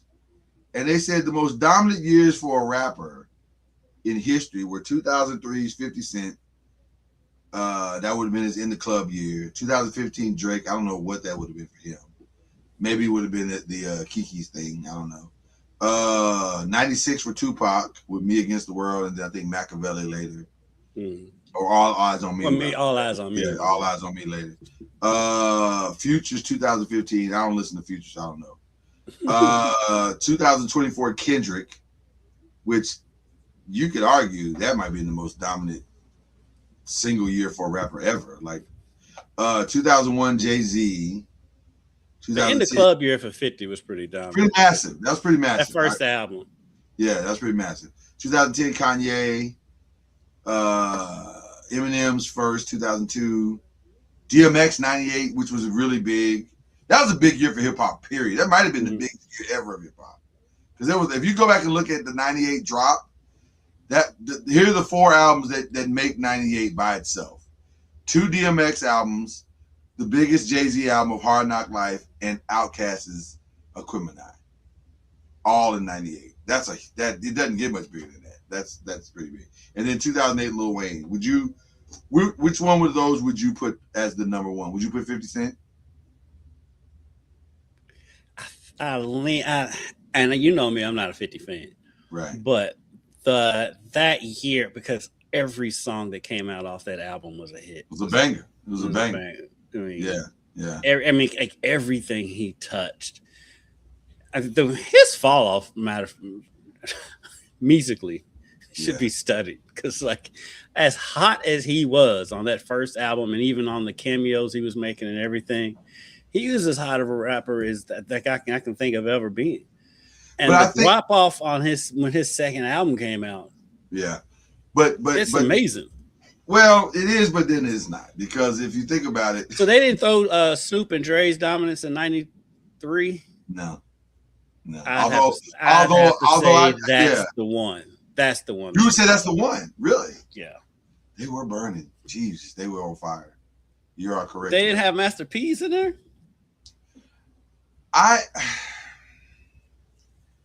No, because I don't think the sales, or not the sales, but there was no real defining. Make Them Say was probably the biggest song of that.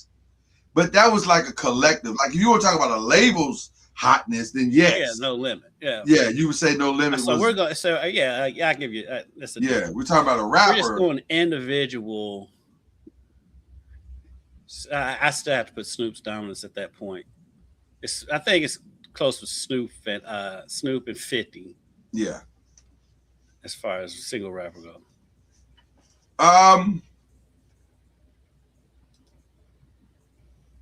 What?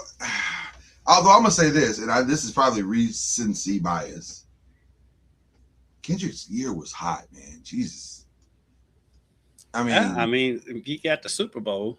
That right, and then you go on a world tour right after, like, and it's all off of one song in an album. That's pretty.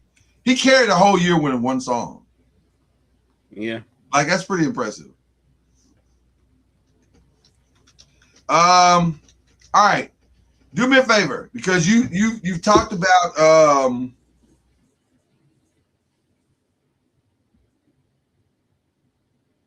talk about where we are in 24-24.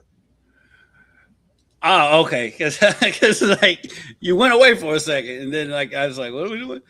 24-24, another fantastic episode. We're down to the final round now, and it's been some surprises, but I do think I know who the winner is going to be. I mean, you know me, I'm so bad with names, but it's the dude that came on. He's got the hair, and he didn't have to compete in the semifinal round because he advanced, so he got to rest. So he's coming in somewhat fresh for the show. He had like an hour off, and so I think he's going to win this. But 24-24, if you're not watching it, is a spectacular show. And also, if you've heard us talk about the BBQ show on there, the barbecue brawl. That also comes on Monday. So 24-24 comes on Sunday. Barbecue Brawl comes on Monday, and that's been fantastic. It's because Bobby Flay is literally competing against his lady. His team's competing against his lady's team. His lady, she's lost. Every team starts out with 4 people, plus the chefs, which is Bobby Flay, his girl, and then Anine, who won it last year. And so Bobby's team lost a player off of this week's team. His girls already lost 2 players, and Manit has all of her team intact. I think we're headed towards a Manit repeat. It feels that way, but I don't know, because the other side of the Manit, can you hear me? Yeah. Okay. The other side of the Manit thing is so that, full disclosure, the little black chef, the young black one, female, she's from a show called Yes Chef. And the whole premise of Yes Chef is that these chefs were on that show because they had anger issues. And their anger issues were keeping them from being great. And I see a lot of her tendencies still in her. And it feels like she's going to fall apart. And she's one of the strongest chefs on that team. So if she falls apart, then it's the 3. And I don't know. I think they can pull it out. I agree with you. Manit probably has the strongest team. But also the 2 that Brooke has left, they're good. They are good. They are very good, and they can carry that. And by the way, they're both really good. Realistically, there actually is an advantage for your team if you only got to feature 2 dishes. Right. Because Manit's dishes were good this past time, but the 2 dishes that Brooke offered were very good. So when you wear them next to each other, it's a loss. So I don't know, man. I'm enjoying. All I know is I'm enjoying the heck out of it. I think those two are very good for all four of Manit's players are incredible. They're solid. They're very solid. And she's got two dark horses on that team because one, the real quiet dude that looks like he's 12, who was in the face off last week and won. He cooked his behind off. Yeah, he may be kind of the weakling just because of out of inexperience. But the other cat, the one black dude from Chicago, he's kind of strange. But he can cook. He can go.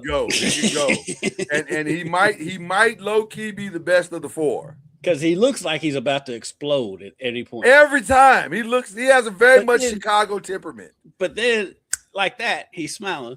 Because he's constantly frustrated. He's like, man, they keep taking the stuff I want. And then he'll take the thing that's left over and turn it into something great. And you're like, hey, man, just shut up and cook. Like, you're doing a phenomenal job, bro. Yeah. I think Monique's gonna win it again. She's so good. Monique's just everything she touches is just good. She just understands cooking shows, competitions. I also been watching the new Chopped Castaway thing. I can't get it. It's weird. It looks weird. It is very weird. It's like Survivor meets a food watered down version of Chopped, though. It's not even a good version of Chopped. It's like a watered down version. And you're just like, this isn't good. I don't love this. So anyway, you talked about the finale going down this weekend. I did mention that there is the finale. I didn't go into depth of it because I'm so bad with names. It's going down. There's a final five. I think it's four. Final four. Only name I remember off of my head is Joe. Leanne. The one guy that I think is going to win it. Viet. No, not Viet. Yeah, but Viet. The dude. The one that got through to the other side. I forgot his name. Keith or something. I don't know. But we'll call him Keith. But it's probably not Keith. But I don't think it is. It's going to be good. The final four looks like it's going to be really, really good. But let me tell you something. Because we haven't talked since the last time. When they gave them that moose bouche not the moose bouche, that was crazy too. But when they gave them the creme brulee to cook and the risotto at the same time. I was watching it with my wife. And they had to do it in like 30 minutes, right? Right. It was like 30, 40 minutes, something like that. Mm. I was watching it with my wife, and she's like, that seems like a lot. I said, no, it seems impossible. There's no way to do that and get them the margin for error to get those two things right in 30 to 40 minutes is like razor thin. Mm-hmm. And you saw only like two people got it right. Right. Both of them got it right. It's very, very hard. They got both of them. Most everybody got one or the other right. Everybody got at least one right. But and I think they knew that. I think they were all like, let me just focus on the one because I'm not going to get both. But the funny thing is, I tell you, the other person, Christina, the girl. Yeah, it is 5. Christina's still in. The curly haired lady. Yeah, but my man Joe, he focused on the risotto and got the creme brulee right. And got the creme brulee right. I was like, you did the opposite of what you said you was gonna do. Your expertise was the risotto.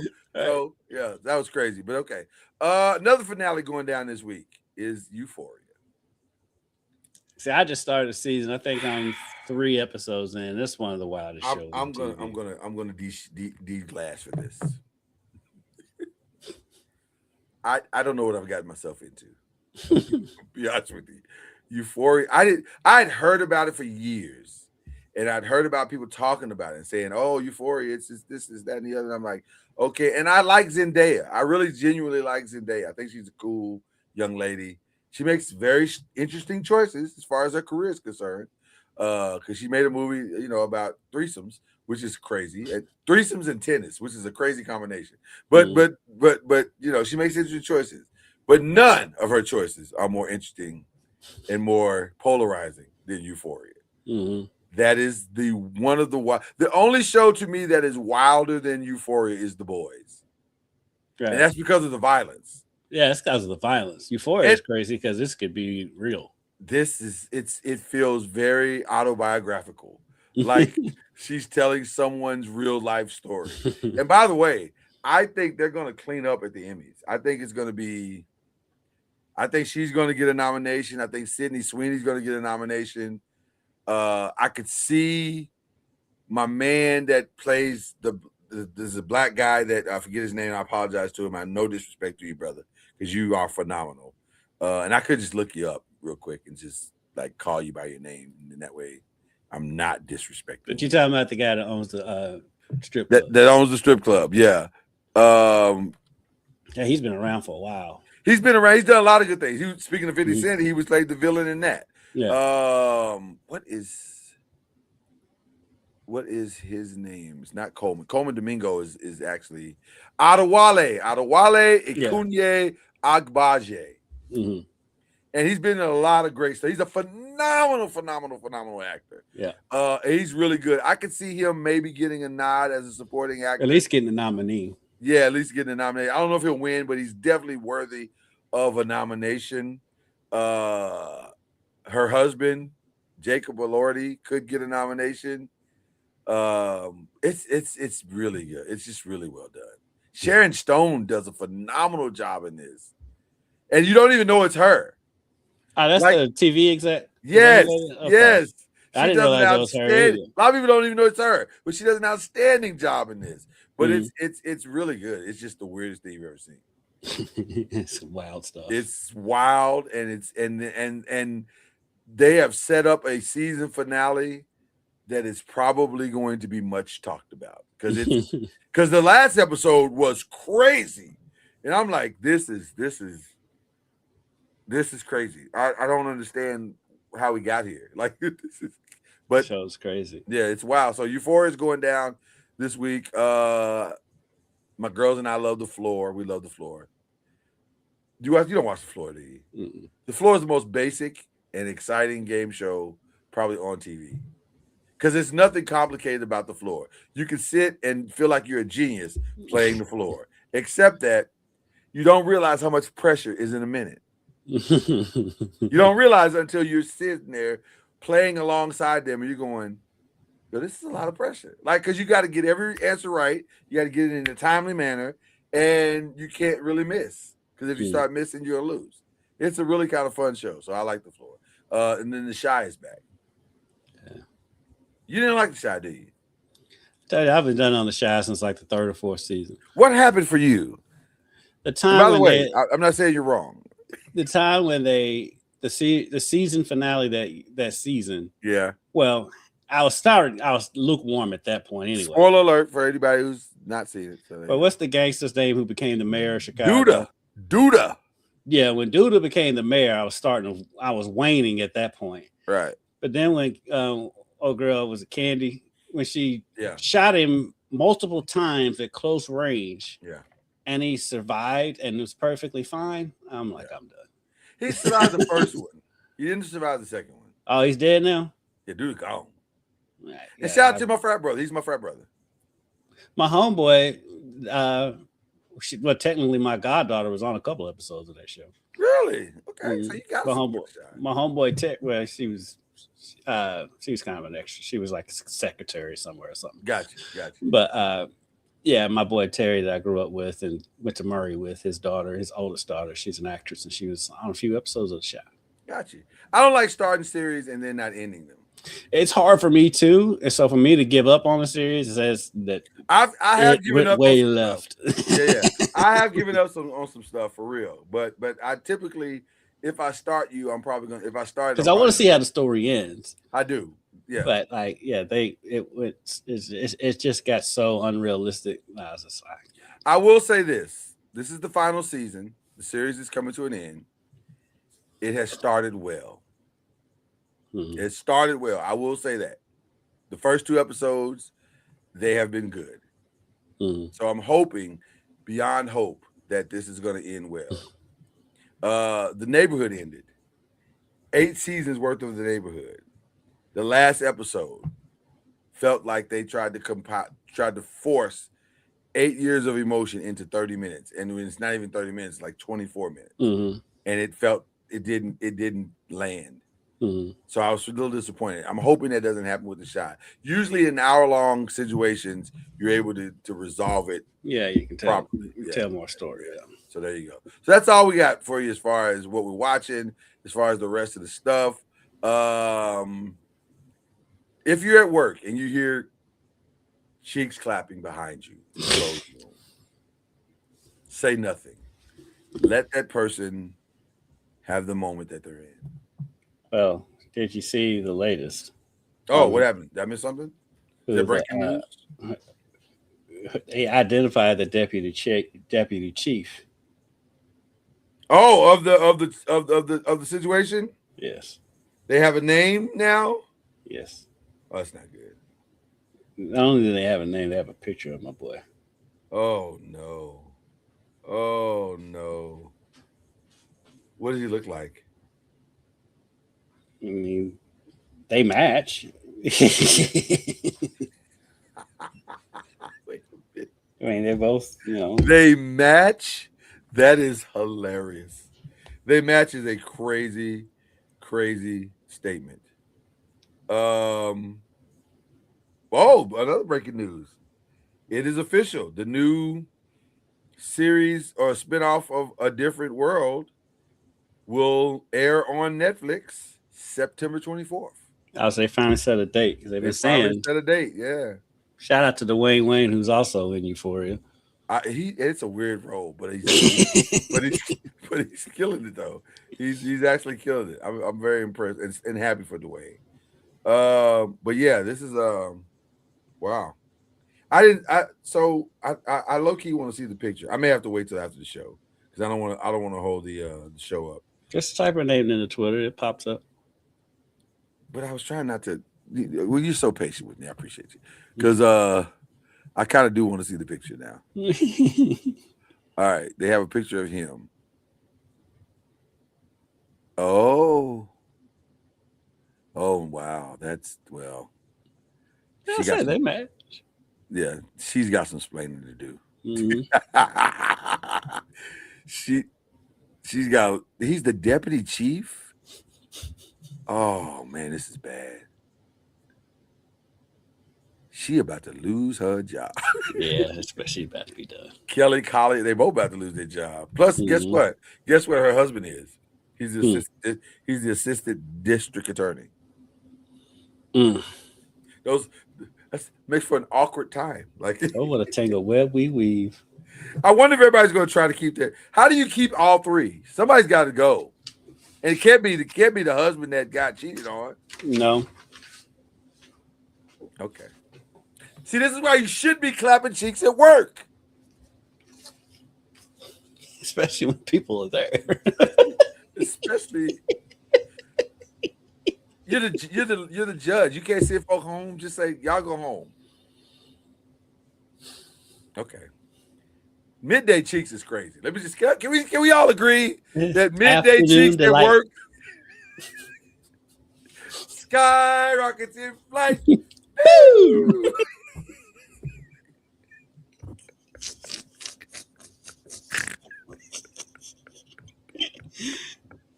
That's crazy, man. Oh my God. What are you doing? Eleanor, what are you doing? And it's multiple times too. It wasn't just one right. time. That's what I'm saying. This was like an appointment. Mm-hmm. Like, I see you for lunch. We're gonna have today. What we have for today?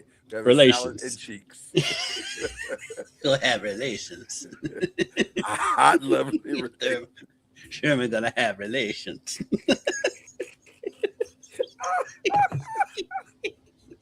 Oh my God, that's so funny. That's so funny. Well, listen. I get it. I don't. I don't get it. There's no impulse control. It's got to be at noon. Y'all can't coordinate a better schedules than this. Okay. And I'm not advocating cheating. Let me be very clear. I'm not advocating cheating. I'm just saying. Advocating discretion. Right. No matter, even if it's not cheating, even if it's with your spouse. And also, look concerned about the fact that the deputy chief and a judge can't coordinate a schedule that they can't get caught. I'm very concerned about it because if y'all can't coordinate that, I'm supposed to trust you to make great judgment in court and also solve crimes? I don't think so. I'm just saying. This is the easiest case you'll ever have. Okay, I'm done now.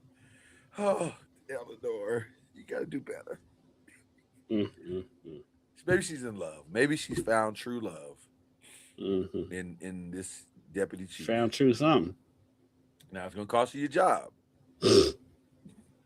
But hey, maybe a good time is worth that. Personally, I wouldn't let anything mess up my money, but you know, to each his own. To each his own, Kendrick. Okay. I'm not the judge. We should go to shout outs because this is for sure gotten off the rails. But it's funny. That's what we do here. We do the funny. We do okay. Let's is that a round of applause? What is she? Are you hearing clapping? I'm hearing clapping. I don't know why. Okay. We're moving on.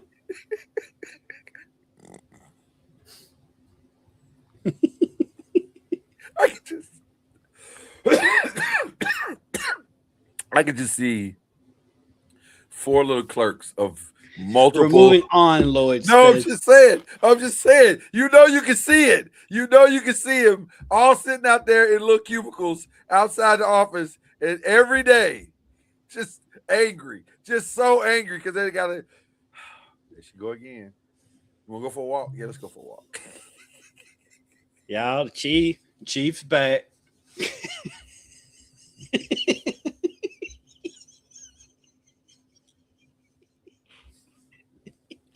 He's back. Jeez. Really? Can you pick another time? They were probably scheduling their lunch breaks around that at some point. They were probably like, I don't want it. I'm not. But then also, there's always one that probably scheduled his lunch break during that every time. We should move on, shouldn't we? Okay. All right. We're moving on. Kendrick, Jesus. We don't have to shout outs. Yes. What are we shouting out? Just shout out my boy Chris Redmond again in the Louisville Kings. Yeah, man. If they win this Sunday, they advance to the playoffs. That is awesome. Listen, it's been a challenging season for them, but they have weathered the storm. So I'm especially excited. the way the season started. Yeah, it did not start great. Yeah, it did not start great. They got the offense turned around a little bit. The defense is probably the best defense in the league, and so shout out to them. Shout out to my cousin Mo, the defensive backs coach, because he's a baller. And so shout out to my. They're not the problem. No, they're not the problem.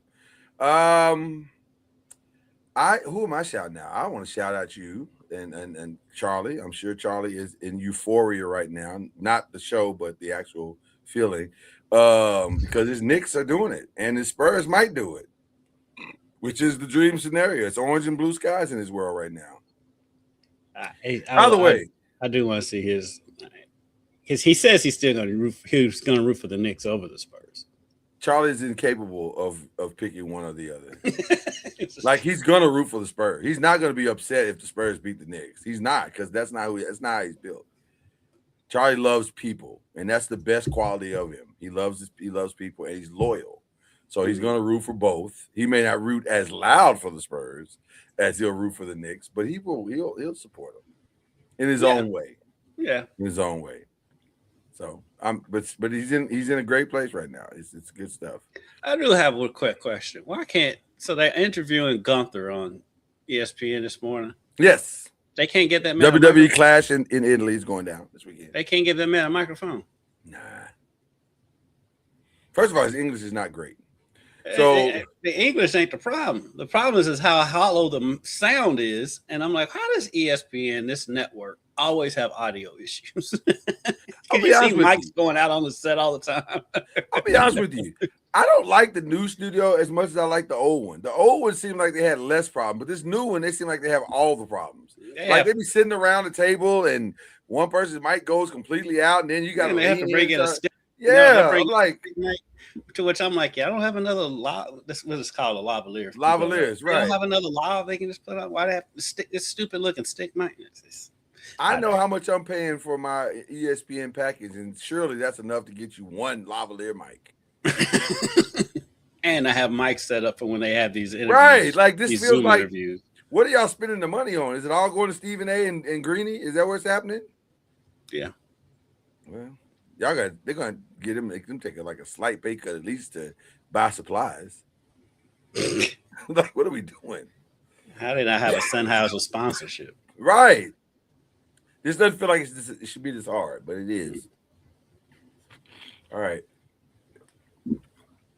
I don't have any other shout outs. I don't think I have any other shout outs. Oh, my beautiful daughter is finishing up school, so shout out to her. I'm excited about that because she's about to be a senior, so that's cool. Nice. But it's also weird. Yeah, I can stand. Because it happens so fast. Like it's like you were just in the 6th grade, like yesterday. So how did we get here? So this is crazy. You know, and then shout out to all my friends whose children are graduating or have graduated. That's always fun to watch the pictures on the net, on Beyonce's internet, and see those people graduating. If you're wondering why we didn't have any Kevin Hart news or anything, because I'm over it. Yeah, I'm so far over it. If you're wondering it's why, it's a comedy show, and that's what it's. I'm ready to move on.